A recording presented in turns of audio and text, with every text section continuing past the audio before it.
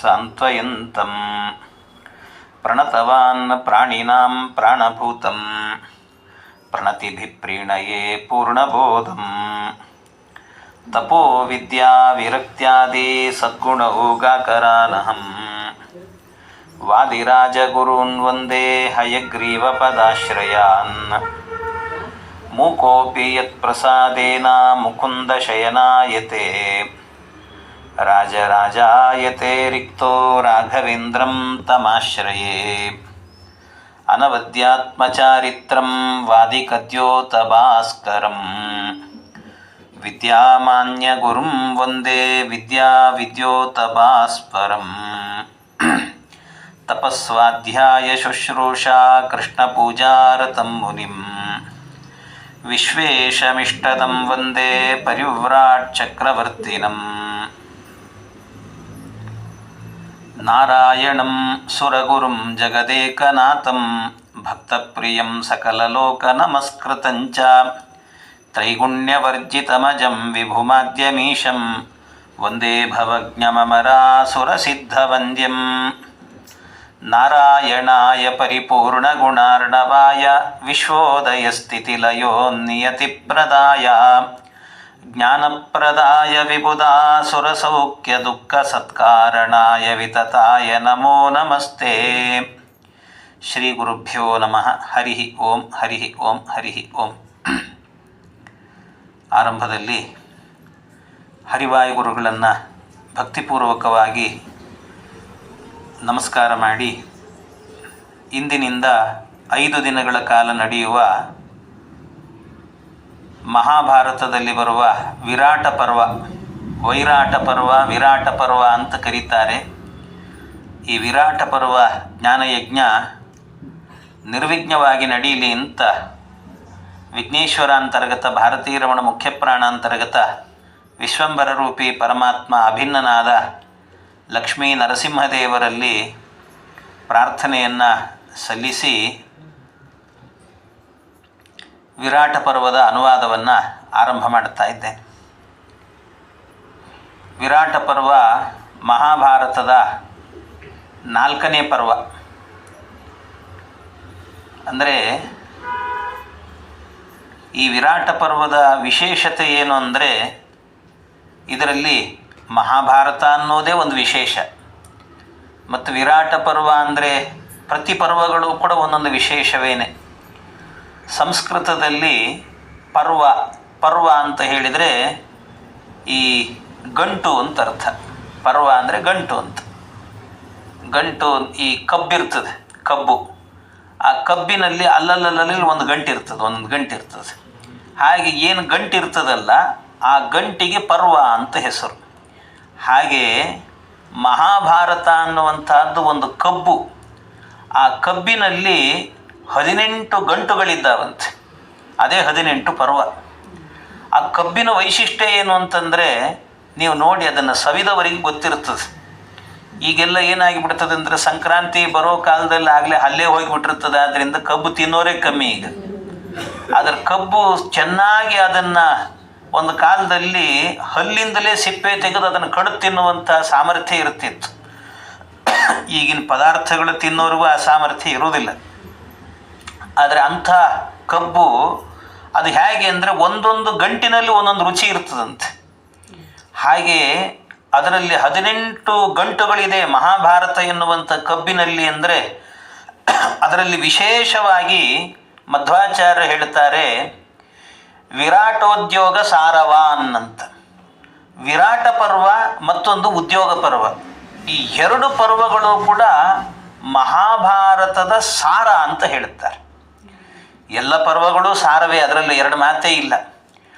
ಆದರೂ ವಿಶೇಷವಾಗಿ ಈ ಪರ್ವಗಳೇನಿದ್ದಾವಲ್ವ ಇವುಗಳು ಮಾತ್ರ ಅತ್ಯಂತ ಅದ್ಭುತವಾದಂಥ ಸಾರವನ್ನು ಕೊಟ್ಟಿರುವಂತಹದ್ದು ಅಂತ. ಯಾಕೆ ಇದಕ್ಕೆ ಸಾರ ಅಂತ ಕರೆದಿದ್ದಾರೆ ಅಂತಂದರೆ, ಒಂದು ವಿರಾಟ ಪರ್ವ, ಇನ್ನೊಂದು ಉದ್ಯೋಗ ಪರ್ವ. ವಿರಾಟ ಪರ್ವ ಇದಕ್ಕೆ ಸಾರ ಯಾಕು ಅಂತ ಹೇಳೋದಂದರೆ, ಇದರಲ್ಲಿ ಭೀಮಸೇನ ದೇವರ ಭೌಮ ವ್ಯಕ್ತಿತ್ವ ಎನ್ನುವಂತಹದ್ದು ಏನು ಅನ್ನೋದು, ಅಂದರೆ ವಾಯುಜೀವೋತ್ತಮತ್ವದ ವಿಷಯ ಎನ್ನುವಂತಹದ್ದು ಬಹಳ ವಿಶಿಷ್ಟವಾಗಿ ವಿಶೇಷವಾಗಿ ನಿರೂಪಣೆ ಮಾಡಿದ್ದಾರೆ. ಮುಂದೆ ಇದೇ ಭಾಗದಲ್ಲಿ ಬರುವಂತಹದ್ದು ಅಂದರೆ ಕೀಚಕನ ವಧೆ, ಕೀಚಕನ ಸಂಹಾರ ನಡೀತದೆ. ಕೀಚಕನ ಸಂಹಾರ ಮಾಡಿದ್ದು ಯಾರು ಅಂತಲೇ ಜಗತ್ತಿಗೆ ಗೊತ್ತಿಲ್ಲ, ಆದರೆ ದುರ್ಯೋಧನ ಊಹೆ ಮಾಡುತ್ತಾನೆ. ಕೀಚಕ ಸತ್ತಿದ್ದಾನೆ ಅಂದರೆ ಅವನ್ನ ಕೊಲ್ಲೋ ಸಾಮರ್ಥ್ಯ ಇರೋದು ಭೀಮನಿಗೆ ಮಾತ್ರ, ಅವನು ಬಿಟ್ಟರೆ ಇನ್ಯಾರೂ ಇಲ್ಲ ಅಂತ ಹೇಳ್ತಾನೆ ಅವನು. ಅಂದರೆ ಆ ಭೀಮಸೇನ ದೇವರ ವ್ಯಕ್ತಿತ್ವವನ್ನು, ಅವನ ಭೌಮ ವ್ಯಕ್ತಿತ್ವವನ್ನು ತೋರಿಸುವಂಥ ಒಂದು ಪ್ರಕರಣ ಆದ್ದರಿಂದ ಈ ವಿರಾಟ ಪರ್ವ ಎನ್ನುವಂಥದ್ದು. ಅಂದರೆ ವಾಯು ಜೀವೋತ್ತಮತ್ವವನ್ನು ವಿಶೇಷವಾಗಿ ಹೇಳುವಂಥದ್ದು. ಆದ್ದರಿಂದ ಇದು ಸಾರ ಅಂತ ಕರೆದಿದ್ದಾರೆ. ಅದೇ ರೀತಿಯಲ್ಲಿ ಉದ್ಯೋಗ ಪರ್ವವು ಕೂಡ ಹಾಗೇನೆ. ಉದ್ಯೋಗ ಪರ್ವದಲ್ಲೂ ಕೂಡ ಕೃಷ್ಣನ ಪ್ರವೇಶ ಅಲ್ಲಿ. ಕೃಷ್ಣ 5 ಜನ ಪಾಂಡವರಿಂದಲೂ ಕೂಡ ಇಡೀ ಭಾರತವನ್ನು, ಮಹಾಭಾರತವನ್ನು ನಡೆಸುವ ಬಗೆ, ಅಂದರೆ ಪಂಚ ಪಾಂಡವರೇನಿದ್ದಾರೆ ಅವರಲ್ಲ, ಅವರನ್ನು ಹಿಂದೆ ನಿಂತು ನಡೆಸುವವನು ನಾನು ಅಂತ ತೋರಿಸ್ತಾನೆ ಪರಮಾತ್ಮ. ಅದರಲ್ಲಿ ಪರಿಪೂರ್ಣ ಚಿತ್ರಣ, ಅದರಲ್ಲಿರುವಂಥದ್ದು ಎಲ್ಲವೂ ಕೂಡ ಕೃಷ್ಣನ ತಂತ್ರಗಾರಿಕೆಗಳು ಅವೆಲ್ಲವೂ ಕೂಡ ಬಹಳ ಅದ್ಭುತವಾಗಿ ಬರುತ್ತೆ. ಹಾಗಾಗಿ ಆ ಪರ್ವ ಏನಿದೆಯಲ್ವ, ಆ ಉದ್ಯೋಗ ಪರ್ವ, ಅದು ಕೃಷ್ಣನ ಭೌಮ ವ್ಯಕ್ತಿತ್ವವನ್ನು, ಹರಿಸರ್ವೋತ್ತಮತ್ವವನ್ನು ಪ್ರತಿಪಾದನೆ ಮಾಡೋದಾದ್ರಿಂದ ಮಧ್ವಾಚಾರ್ಯರು ಈ 2 ಪರ್ವಗಳನ್ನು ಹೇಳಬೇಕಾದ್ರೆ ವಿರಾಟೋದ್ಯೋಗ ಸಾರವಾನ್ ಅಂತಂದರೆ ಇವೆರಡೂ ಕೂಡ ಸಾರ ಅಂತ ಹೇಳಿದ್ದಾರೆ. ಮಹಾಭಾರತದ ಸಾರ ಇದು ಅಂತ. ಅದರಲ್ಲೂ ಈ ವಿರಾಟ ಪರ್ವ ಅಂದರೆ ಸಾಮಾನ್ಯವಾಗಿ ಅದು ಆ ಪರ್ವವನ್ನು ಹೇಳಿಸೋದಂದರೆ ಮಳೆಗಾಗಿ ಹೇಳಿಸೋದು ಅಂತ ರೂಢಿ. ಈ ಪರ್ವ ಹೇಳಿಸಿದರೆ ಸಾಕು ಮಳೆ ಬರ್ತದಂತೆ. ಆ ವಿರಾಟ ಪರ್ವಕ್ಕೆ ಇರುವಂಥ ಶಕ್ತಿ ಬರೀ ಮಳೆ ಅಂತಲ್ಲ. ಮಳೆ ಅಂದರೆ ಏನು? ಮಳೆ ಏನು ಮಾಡುತ್ತೆ ಹೇಳಿ? ಬಿಸಿ ಆದವರಿಗೆ ತಂಪು ಕೊಡುತ್ತದೆ ಮಳೆ. ಹಾಗೆ ನಾವು ಸಂಸಾರದಲ್ಲಿ ನೊಂದು ಬೆಂದು ಹೋದವರಿಗೂ ಕೂಡ ಭಗವಂತನ ಕಾರುಣ್ಯ ಎನ್ನುವಂತಹ ಮಳೆ ಬಂದು ಜೀವನ ತಂಪಾಗಿರುತ್ತದೆ ಅಂತ ಅರ್ಥ. ಆ ಅರ್ಥದಲ್ಲೂ ಕೂಡ ಈ ವಿರಾಟ ಪರ್ವವನ್ನು ಶ್ರವಣ ಮಾಡಬೇಕು ಅಂತ. ಬಹುಶಃ ವಿರಾಟ ಪರ್ವ ಹೇಳಿಸ್ತಾರೆ ಅಂತ ಗೊತ್ತಾಗಿ 2 ದಿವಸ ಮೊದಲೇ ಶುರುವಾಗಿದೆ ಇದು ಮಳೆ. ಹಾಗೆ ಅಂತೂ ಈ ವಿರಾಟ ಪರ್ವಕ್ಕಿರುವಂಥ ಸಾಮರ್ಥ್ಯ ಅದು ಅಂತ ಹೇಳುತ್ತಾರೆ ವಿರಾಟ ಪರ್ವಕ್ಕೆ. ಅದರಲ್ಲಿ ವಿರಾಟ ಪರ್ವ ಆರಂಭ ಆಗೋದು ಎಲ್ಲಿಂದ ಅಂತ ಹೇಳಿದರೆ, ಒಟ್ಟು ಇವರು ಪಾಂಡವರು ವನವಾಸಕ್ಕೆ ಹೋಗಿದ್ದಾರೆ. ಪಗಡೆ ಆಟದಲ್ಲಿ ಸೋತಿದ್ದಾರೆ, ಸೋತು ವನವಾಸಕ್ಕೆ ಹೋಗಿದ್ದಾರೆ. ವನವಾಸ ಒಟ್ಟು ಎಷ್ಟು ಅಂದರೆ 12 ವರ್ಷ ವನವಾಸ, 1 ವರ್ಷ ಅಜ್ಞಾತವಾಸ ಅಂತ 13 ವರ್ಷ ಒಟ್ಟು. ಅದರಲ್ಲಿ 12 ವರ್ಷದ ಈ ವನವಾಸವನ್ನು ಮುಗಿಸಿದ್ದಾರೆ. 12 ವರ್ಷದ ವನವಾಸವನ್ನು ಮುಗಿಸಿ ಆದ ನಂತರ ಆಮೇಲೆ ಅಜ್ಞಾತವಾಸಕ್ಕೆ ಅಂತ ವಿರಾಟ ನಗರಕ್ಕೆ ಹೋಗ್ತಾರೆ. ವಿರಾಟ ರಾಜನ ಆಸ್ಥಾನಕ್ಕೆ ಹೋಗ್ತಾರೆ. ಅಲ್ಲಿ ಹೋಗುವಾಗ ಈ ಇಡೀ ಮಹಾಭಾರತ ಹೇಗೆ ಅಂದರೆ, ನಿಮಗೆ ಭಾಗವತ ಕೇಳಿದವರಿಗೆಲ್ಲ ಪರೀಕ್ಷಿತ್ ರಾಜರು ಹೇಳಿದ್ದು ಶುಕಾಚಾರ್ಯರು. ಹಾಗೆ ಇಲ್ಲಿ ಪರೀಕ್ಷಿತನ ಮಗ ಜನಮೇಜಯ ಅನ್ನುವಂಥ ರಾಜ ಕೇಳಿದ್ದು ವೈಶಂಪಾಯನರು ಹೇಳಿದ್ದು. ಹಾಗಾಗಿ ಅಲ್ಲಲ್ಲಿ ಆಗಬೇಕಾದ್ರೆ ಜನಮೇಜಯ ಉವಾಚ, ವೈಶಂಪಾಯನ ಉವಾಚ ಇವುಗಳು ಬರ್ತಾನೆ ಇರುತ್ತೆ ಅಲ್ಲಲ್ಲಿ ಮಹಾಭಾರತದಲ್ಲಿ. ಹಾಗೆ ವೈಶಂಪಾಯನರು ಹೇಳಿದ್ದು ಇದನ್ನು. ಅದರಲ್ಲಿ ಜನಮೇಜಯ ರಾಜ ಕೇಳುತ್ತಾನೆ, ಕಥಂ ವಿರಾಟ ನಗರೇ ಮಮ ಪೂರ್ವ ಪಿತಾಮಹ ಅಜ್ಞಾತವಾಸ ಮುಷಿತ ದುರ್ಯೋಧನ ಭಯಾರ್ಧಿತಾ. ಸ್ವಾಮಿ, ನನಗೆ ನನ್ನ ಪಿತಾಮಹಾದಿಗಳೆಲ್ಲರೂ ಕೂಡ, ಅಂದರೆ ನನ್ನ ಧರ್ಮರಾಜ, ಅರ್ಜುನ, ಭೀಮ, ನಕುಲ ಸಹದೇವರು ಇವರೆಲ್ಲರೂ ಕೂಡ ಅಜ್ಞಾತವಾಸವನ್ನು ವಿರಾಟ ನಗರದಲ್ಲಿ ಕಳೆದರು ಅಂತ ಕೇಳಿದ್ದೇನೆ. ಕಥಂ, ಹೇಗಿದ್ದರಲ್ಲಿ ಅವರು, ಯಾವ ರೀತಿ ವಾಸ ಮಾಡಿದರು ಅವರು? ಅಷ್ಟೇ ಅಲ್ಲ, ನನ್ನ ಪಿತಾಮಹಿ ಇದ್ದಾಳಲ್ವ, ಅಂದರೆ ಪತಿವ್ರತ ಮಹಾಭಾಗ ಸತತಂ ಸತ್ಯವಾದಿನಿ, ಮಹಾಪತಿವ್ರತೆ ಅವಳು. ಎಂಥ ಪಾತಿವ್ರತೆ ಅವಳದ್ದು ಅಂತಂದರೆ, ಪತಿವ್ರತೆಯರ ಸ್ಮರಣೆ ಮಾಡುವಾಗ ಅವಳನ್ನು ಬಿಟ್ಟು ಮಾಡಲಿಕ್ಕಿಲ್ವೇ ಇಲ್ಲ. ಅಹಲ್ಯ, ದ್ರೌಪದಿ, ಸೀತಾ ಅಂತ ದ್ರೌಪದಿ ದೇವಿಯರನ್ನ ಹೇಳಲೇಬೇಕು. ಅಂತಹ ದ್ರೌಪದಿ ದೇವಿಯು ಕೂಡ ದ್ರೌಪದೀವ ಕಥಂ ಬ್ರಹ್ಮನ್ ಅಜ್ಞಾತಂ ದುಃಖಮಾವಸತ್, ಅಜ್ಞಾತವಾಗಿ ಈ ಅಜ್ಞಾತವಾಸದ ದುಃಖವನ್ನು ಹೇಗೆ ಅನುಭವಿಸಿದರು, ಇದರ ಬಗ್ಗೆ ನನಗೆ ಕೇಳಬೇಕು ಅಂತ ಅಪೇಕ್ಷೆ ಆಗಿದೆ. ತೇಚ ಬ್ರಾಹ್ಮಣ ಮುಖ್ಯಾಶ್ಚ ಸೂತಾಹ ಪೌರೋಗವೈಹಿ ಸಹ ಅಜ್ಞಾತವಾಸ ಮೂಷುಸ್ತೆ ಕಥಂ ಚ ಪರಿಚಾರಕಾಹ. ಅಲ್ಲ, ಇವರು ವನವಾಸದಲ್ಲಿದ್ದರಲ್ಲ, ವನವಾಸದಲ್ಲಿದ್ದಾಗ ಇವರು ಮಾತ್ರ ಇದ್ದದ್ದಲ್ಲ, ಕಾಡಲ್ಲಿದ್ದರೂ ಕೂಡ ಕಾಡೇ ನಾಡು ಮಾಡ್ಕೊಂಡಿದ್ರಂತೆ ಇವರು. ಎಷ್ಟರ ಮಟ್ಟಿಗೆ ಅಂತಂದರೆ, ಇವರು ಕಾಡಲ್ಲಿ ವಾಸ ಮಾಡ್ತಾ ಇದ್ದರೆ ಇವರ ಜೊತೆಗೆ ವಾಸ ಮಾಡಲಿಕ್ಕೆ ಅಂತ ಲಕ್ಷಾಂತರ ಜನ ಇದ್ರಂತೆ. ಪ್ರತಿನಿತ್ಯವೂ ಕೂಡ ಲಕ್ಷಾಧಿಕ ಜನರಿಗೆ ದ್ರೌಪದಿ ದೇವಿಯರು ಅಡಿಗೆಯನ್ನು ಮಾಡಿ ಊಟಕ್ಕೆ ಹಾಕ್ತಾ ಇದ್ರಂತೆ. ಅಷ್ಟೋ ಜನರಿಗೂ ಕೂಡ ಪ್ರತಿನಿತ್ಯವೂ ಕೂಡ ಅವರ ಮನೆಯಲ್ಲಿ ನಿತ್ಯ ಬ್ರಾಹ್ಮಣರು, ಋಷಿಗಳು, ಸನ್ಯಾಸಿಗಳು ಎಲ್ಲರದ್ದು ಊಟ ನಡೀತಾ ಇತ್ತಂತೆ. ಆ ರೀತಿ ವ್ಯವಸ್ಥೆ ಅಂತಹದ್ದು. ಆ ಕಾಡಲ್ಲಿದ್ದಾಗಲೂ ಕೂಡ ಅಷ್ಟು ಜನ ಅಂದರೆ ಸಜ್ಜನರ ಜೊತೆಗೆ ವಾಸ, ಯಾವಾಗಲೂ ಸಜ್ಜನರ ಜೊತೆಗೆ ವಾಸ ಮಾಡೋದು. ಈ ವನವಾಸಕ್ಕೆ ಕಳಿಸಿದ್ರ ಉದ್ದೇಶವೇ ಇದು ಅಂತ. ಯಾಕೆಂದರೆ 1 ವರ್ಷ 2 ವರ್ಷ ಹೋಗಿ ಬನ್ನಿ ಅಂತ ಹೇಳ್ಬೋದಿತ್ತು ವನವಾಸಕ್ಕೆ, ಹಂಗೆ ಹೇಳಲಿಲ್ಲ. 12 ವರ್ಷ ಹೋಗಬೇಕು ಅಂತ. ಇನ್ನೊಂದು 1 ವರ್ಷ ಅಜ್ಞಾತವಾಸ ಅಂತ. ಅಂದರೆ ಅರ್ಥ ಏನು ಅಂದರೆ ಇವರಿಗೆ 12 ವರ್ಷ ಅಲ್ಲಿ ಹೋಗಿದ್ರು, ವನವಾಸದಲ್ಲಿ ಇದ್ದರು ಅಂತ ಆದರೆ ಆ ಸಜ್ಜನರ ಜೊತೆಗೆ ಇದ್ದು ಅಭ್ಯಾಸ ಆಗಿಬಿಡ್ತು ಅಂದರೆ ಅವ್ರಿಗೆ ವೈರಾಗ್ಯ ಬಂದ್ಬಿಡ್ತದಂತೆ. ಯಾವಾಗಲೂ ಕೂಡ ನಾವು ಬೇರೆ ಬೇರೆ ಕೆಲಸಗಳನ್ನು ಬಿಟ್ಟು ಅಂದರೆ ಲೌಕಿಕವಾದಂಥ ವ್ಯವಹಾರಗಳನ್ನು ಬಿಟ್ಟು ಯಾವಾಗಲೂ ಗುಡಿ ಗುಂಡಾರ ಅಂತ ಅಂದ್ಕೊಂಡು ಭಜನೆ ಮಾಡಿಕೊಂಡು ಅದು ಮಾಡ್ಕೊಂಡು ಓಡಾಡ್ಕೊಂಡು ಇದ್ದುಬಿಟ್ರೆ ಯಾಕೋ ಒಂದು ದಿವಸ ಅಥವಾ ವಾರಕ್ಕೊಂದು ಸರ್ತಿ ಭಜನೆಗೆ ಸೇರ್ತಾ ಇದ್ದವರು ಒಂದು ವಾರದಲ್ಲಿ ಒಂದು ದಿವಸ ಸೇರಲಿಲ್ಲ ಅಂದರೆ ಯಾಕೋ ಒಂಥರ ಕಳವಳ ಅನಿಸ್ಬಿಡ್ತದೆ ನಮಗೆ. ಯಾಕೋ ಹಳೆ ಆಗ್ತಾ ಇದೆ ಅಲ್ಲಿ, ಇದು ನಮ್ಗೆ ಭಜನೆ ಮಾಡಲಿಲ್ಲ ಆ ಥರ ಅನಿಸ್ಬಿಡುತ್ತೆ. ಹಾಗೆ ಸಜ್ಜನರ ಜೊತೆಗೆ ಸೇರಿ ಯಾವಾಗಲೂ ಇದ್ದು ಏನಾಗಿಬಿಡುತ್ತಂತೆ, ಕೊನೆಗೆ ಸಜ್ಜನರನ್ನು ಬಿಟ್ಟು ಬರಬೇಕು ಅಂತಲೇ ಅನಿಸೋದಿಲ್ಲ. ಅದು 12 ವರ್ಷ. ಹಾಗಿದ್ದಾದ ಮೇಲೆ ಅವನಿಗೆ ಮತ್ತೆ ರಾಜ್ಯ ಬೇಕು ಅಂತ ಅನ್ನಿಸೋದಿಲ್ಲ. ಅದಕ್ಕೋಸ್ಕರ 12 ವರ್ಷ ಹೋಗಲಿ ಅಂತ ಕಳಿಸಿದ್ದ ಇವನು ದುರ್ಯೋಧನ. ಇನ್ನೊಂದೇನು ಅಂದರೆ ಅಜ್ಞಾತವಾಸ. ಅಷ್ಟಾಗಿಯೂ ಕೂಡ ಮತ್ತೆ ಅವನಿಗೆ ರಾಜ್ಯ ಬೇಕು ಅಂತ ಬಯಕೆ ಬಂದು ಬರಬೇಕು ಅಂತ ಇದ್ದರೆ ಆಗ 1 ವರ್ಷ ಅಜ್ಞಾತವಾಸ ಅಂತ. 1 ವರ್ಷ ಅಜ್ಞಾತವಾಸ ಅಂದರೆ ಯಾರಿಗೂ ಗೊತ್ತಿಲ್ಲದಂತೆ ಬದುಕಬೇಕು, ಯಾರಿಗೂ ಗೊತ್ತಿಲ್ಲದಂತೆ ಬದುಕಬೇಕು, ಯಾರಿಗೂ ಗೊತ್ತಾಗಬಾರದು. ಅಂದರೆ ಅದರಲ್ಲೂ ಬಹಳ ಕಷ್ಟ ಇದೆಲ್ಲ. ಯಾಕೆಂದರೆ ಗೊತ್ತಿಲ್ಲದೆ ಬದುಕುವುದು ಸುಲಭ, ಆದರೆ ಈ ಪಬ್ಲಿಕ್ ಫಿಗರ್ ಅಂತ ಆಗಿರ್ತಾರಲ್ಲ ಅಂಥವರೆಲ್ಲರೂ ಕೂಡ ಗೊತ್ತಿಲ್ಲದೆ ಬದುಕೋದಂದ್ರೆ ಭಾಳ ಕಷ್ಟ ಆಗಿಬಿಡ್ತದೆ. ತುಂಬ ಜನಗಳ ಮನ್ನಣೆಯನ್ನು ಗಳಿಸಿಬಿಟ್ಟು ಬಹಳ ಪ್ರಚಾರದಲ್ಲಿರ್ತಾರಲ್ಲ, ಪ್ರಚಾರದಲ್ಲಿದ್ದಂಥ ವ್ಯಕ್ತಿಗಳು ಎಲ್ಲಿ ಹೋಗಿ ವಾಸ ಮಾಡಿದರೂ ಇಂಥವ್ರು ಅಂತ ಕಂಡು ಹಿಡಿದು ಬಿಡ್ತಾರೆ ಅವ್ರನ್ನ. ಹಾಗಾಗಿ ಅದು ಬಹಳ ಸಮಸ್ಯೆ ಆಗುತ್ತೆ. ಆ ಸಮಸ್ಯೆ ಆಗೋದರಿಂದಾಗಿ ಅದನ್ನು ಏನಾದರೂ ಮಾಡಿ ಅಂಥ ಸಂದರ್ಭವನ್ನು ಹಿಡಿದು ಬಿಡ್ಬೋದು, ಅವನ್ನ ಅಜ್ಞಾತವಾಸದಲ್ಲಿ ಕಂಡುಹಿಡಿಬೋದು. ಕಂಡುಹಿಡಿದ್ರೆ ಮತ್ತೆ 12 ವರ್ಷ ವನವಾಸ, ಮತ್ತೆ 1 ವರ್ಷ ಅಜ್ಞಾತವಾಸ ಅಂತ. ಅಂತೂ ಜೀವನ ಪೂರ್ತಿ ಅದರಲ್ಲೇ ಕಳಿಬೇಕು ಅನ್ನೋ ವ್ಯವಸ್ಥೆ ಮಾಡಬೇಕು ಅಂತ ದುರ್ಯೋಧನ ಇಷ್ಟೆಲ್ಲ ವಿಚಾರವನ್ನು ಮಾಡಿದ್ನಂತೆ. ಇಷ್ಟು ವಿಚಾರವನ್ನು ಮಾಡಿಕೊಂಡು ಈ ವ್ಯವಸ್ಥೆಗಳನ್ನು ಮಾಡಿಕೊಂಡಿದ್ದ. ಈ ವ್ಯವಸ್ಥೆಗಳನ್ನು ಮಾಡಿಕೊಂಡಿದ್ದರೆ ಅದಕ್ಕೆ ಇಷ್ಟೆಲ್ಲ ಮಾಡಿಕೊಂಡು ಅಜ್ಞಾತವಾಸಕ್ಕೆ ಹೋಗ್ತಿದ್ದಾರಲ್ಲ, ಈ ಅಜ್ಞಾತವಾಸಕ್ಕೆ ಹೋಗುವಾಗ ಆಗ ಏನೇನು ನಡೀತು, ಅಜ್ಞಾತವಾಸಕ್ಕೆ ಹೋದ್ರೆ ಎಲ್ಲ ಹೋಗ್ತಿರ್ಬೇಕಾದ್ರೆ ಏನು ನಡೀತಾಗ ಅನ್ನೋದನ್ನು ಕೇಳ್ತಾ ಇದ್ದಾನೆ ಈ ಜನಮೇಜಯ. ಅದಕ್ಕೆ ವೈಶಂಪಾಯನರು ಹೇಳ್ತಾರೆ, ತದಾ ಸರ್ವಾನ್ ವರಾನ್ ಲಬ್ಧ್ವಾ ಧರ್ಮರಾಜೋ ಯುಧಿಷ್ಠಿರಃ ಗತ್ವಾಶ್ರಮಂ ಬ್ರಾಹ್ಮಣೇಭ್ಯೋ ಹ್ಯಾಚಕ್ಯೌ ಸರ್ವಮೇವ ತತ್. ತದಾ ಸರ್ವಾನ್ ವರಾನ್ ಲಬ್ಧ್ವಾ, ಅವ್ರು ವಿಶೇಷ ಅದನ್ನೆಲ್ಲ ಹೇಳ್ತಾರೆ. ಅಂದರೆ ಇವರು ವರವನ್ನು ಪಡೆದುಕೊಂಡು ಆಮೇಲೆ ಹೋದ್ರಂತೆ. ವರವನ್ನು ಪಡೆದುಕೊಂಡು ಹೋದರು. ವರವನ್ನು ಪಡ್ಕೊಂಡ್ರು ಅಂದರೆ ಏನು ವರ ಪಡೆದ್ರು, ಏನು ಕತೆ, ಹಿಂದೆ ಮುಂದೆ ಗೊತ್ತಾಗಲ್ಲ. ಅದಕ್ಕೆ ಹಿಂದಿನ ಪರ್ವಕ್ಕೆ ಹೋಗ್ಬೇಕು ನಾವು. ಮತ್ತೆ ಆ ಹಿಂದಿನ ಪರ್ವದಲ್ಲಿ ಏನಾಗಿದೆ ಅಂದರೆ ವರವನ್ನು ಪಡೆದಿದ್ರು ಅಂತ. ಏನು ವರವನ್ನು ಪಡೆದಿದ್ರು ಅಂದರೆ, ಒಮ್ಮೆ ಏನಾಗುತ್ತೆ ಅಂದರೆ ಯಮದೇವರು ಒಂದು ಜಿಂಕೆ ವೇಷದಲ್ಲಿ ಬರ್ತಾರೆ. ಜಿಂಕೆ ವೇಷದಲ್ಲಿ ಬಂದು ಒಬ್ಬ ಅಗ್ನಿಹೋತ್ರಿಗಳ ಮನೆಯಲ್ಲಿ ಅಗ್ನಿಯನ್ನು ತೆಗೆದಿಟ್ಟಾಗ ಅದೊಂದು ಬಟ್ಲಲ್ಲಿ ಇರಬೇಕಾದ್ರೆ ಅಗ್ನಿ ಎನ್ನುವಂಥ ನಿತ್ಯ ಅಗ್ನಿಹೋತ್ರವನ್ನು ಮಾಡಬೇಕು. ಆ ಅಗ್ನಿಯನ್ನು ತೆಗೆದಿಟ್ಟಾಗ ಒಂದು ಮರಕ್ಕೆ ಇಟ್ಟಿದ್ರಂತೆ ಅಗ್ನಿಯನ್ನು. ಅದನ್ನು ಏನು ಮಾಡಿತು, ಈ ಜಿಂಕೆ ತನ್ನ ಕೋಡಿನಿಂದ ಆ ಅಗ್ನಿಯನ್ನು ಸಿಗಾಕ್ಕೊಂಡು ಆ ಅಗ್ನಿಯನ್ನು ಎತ್ಕೊಂಡು ಓಡೋಗ್ಬಿಡ್ತು. ಆ ಬ್ರಾಹ್ಮಣ ಪಾಪ ಒದ್ದಾಡಿದ, ಅಯ್ಯೋ ನನ್ನ ಅಗ್ನಿ ಬೇಕಲ್ಲ ನನ್ನ ಅಗ್ನಿಹೋತ್ರಕ್ಕೆ ಅಂತ. ಆ ಅಗ್ನಿಹೋತ್ರಕ್ಕೆ ಅಗ್ನಿ ಬೇಕು ಅಂತ ಕೇಳಿದಾಗ ಆಗ ಆ ಅಗ್ನಿಯನ್ನು ತರಲಿಕ್ಕೆ ಅಂತ ಪಾಂಡವರು ಬರ್ತಾರೆ. ಬಂದಾಗ ಆ ಜಿಂಕೆಯನ್ನು ಹುಡುಕಿದರೆ ಆ ಜಿಂಕೆ ಬೇರೆ ಯಾರೂ ಅಲ್ಲ, ಯಮದೇವರಾಗಿರ್ತಾರೆ. ಅವರೇ ಯಕ್ಷ ಅನ್ನುವಂಥ ರೂಪದಿಂದ ಬರ್ತಾರೆ. ಒಂದಷ್ಟು ಸಂವಾದ ನಡೆಯುತ್ತೆ. ಯಕ್ಷ ಪ್ರಶ್ನೆ ಅಂತಲೇ ಒಂದಷ್ಟು ವಿಷಯಗಳಿದ್ದ.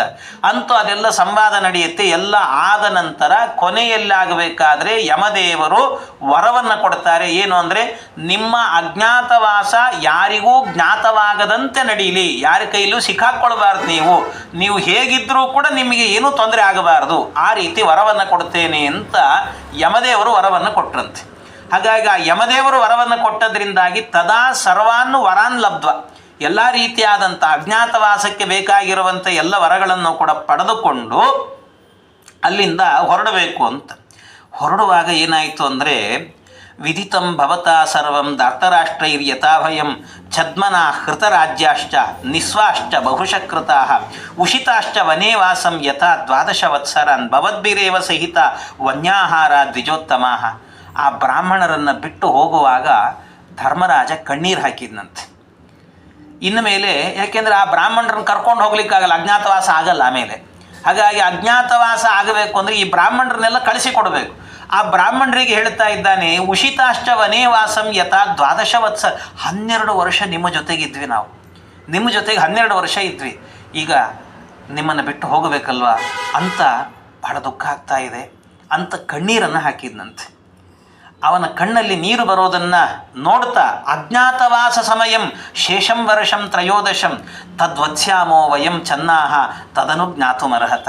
ಅದಕ್ಕೆ ನಾವಿನ್ನು ಹೊರಡ್ತಾ ಇದ್ದೀವಿ, ನಮಗೆ ಆಜ್ಞೆಯನ್ನು ಕೊಡಿ, ಅನುಜ್ಞೆಯನ್ನು ಮಾಡಿ, ನಾವು ಹೊರಡ್ತೇವೆ ಅಂತ ಕಣ್ಣೀರನ್ನು ಹಾಕ್ಕೊಂಡು ಹೊರಡ್ತಾ ಇರಬೇಕಾದ್ರೆ ತಸ್ಮನ್ ಆ ಕಣ್ಣೀರು ತಡ್ಕೊಳ್ಳಿಕ್ಕಾಗದೆ ದುಃಖ ಉಮ್ಮಳಿಸಿಕೊಂಡು ಬಂದು ಒಂದು ಸರ್ತಿ ಮೂರ್ಛೆನೇ ಬಂತಂತೆ. ಮೂರ್ಛೆ ಬಂದು ಕೆಳಗೆ ಕುಸಿದು ಬಿದ್ದ ಧರ್ಮರಾಜ. ಅವನು ಕುಸಿದು ಬಿದ್ದಾಗ ಕೂಡಲೇ ಅಲ್ಲಿ ದೌಮ್ಯರಿದ್ದರು. ದೌಮ್ಯರು ಅಂದರೆ ಈ ಪಾಂಡವರ ಕುಲಪುರೋಹಿತರು. ಪಾಂಡವರ ಕುಲಪುರೋಹಿತರಾದಂಥ ದೌಮ್ಯ ಋಷಿಗಳು ಅವರು ಬಂದು ಹೇಳ್ತಾರೆ, ಅಥ ದೌಮ್ಯೋಬ್ರವೀದ್ವಾಕ್ಯಂ ಮಹಾರ್ಥಂ ನೃಪತಿಂ ತದ. ಆ ನೃಪತಿಗೆ, ರಾಜನಿಗೆ ಅಂದರೆ ಧರ್ಮರಾಜನಿಗೆ ಹೇಳ್ತಾ ಇದ್ದಾರೆ, ಯಾಕಿಷ್ಟು ಒದ್ದಾಡ್ತಾ ಇದ್ದಿ, ಯಾಕಿಷ್ಟು ವ್ಯಥೆಯನ್ನು ಪಡ್ತಾ ಇದ್ದಿ, ಇನ್ನು ಎಷ್ಟು ದಿವಸ ನಾವು ಹೋಗ್ತೇವೆ ಹೇಳು, ಇನ್ನೆಷ್ಟು ದಿವಸ, ಇನ್ನೂ 12 ತಿಂಗಳಷ್ಟೇ, 12 ತಿಂಗಳು, 1 ವರ್ಷ ಅಷ್ಟೇ, 12 ತಿಂಗಳಾದ ಕೂಡಲೇ ಮತ್ತೆ ನಿಮ್ಮನ್ನು ನಾವು ನೋಡಿಬಿಡ್ತೇವೆ, ಎಲ್ಲ ಒಟ್ಟು ಸೇರ್ತೇವೆ, ಹಾಗಾಗಿ 12 ತಿಂಗಳು ಕಳೀಲಿಕ್ಕೆ ಅಂತ ಹೇಳ್ಬಿಟ್ಟು ಯಾಕೆ ಇಷ್ಟು ಒದ್ದಾಡ್ತಾ ಇದೆಯಾ? ಯಾಕೆಂದರೆ ಜೀವನದಲ್ಲಿ ಸಂಯಮ ಅನ್ನುವಂಥದ್ದು ಬಹಳ ಮುಖ್ಯ ಅಂತ ಹೇಳ್ತಾರೆ, ಬಹಳ ಸಂಯಮ ಅನ್ನುವಂಥದ್ದು.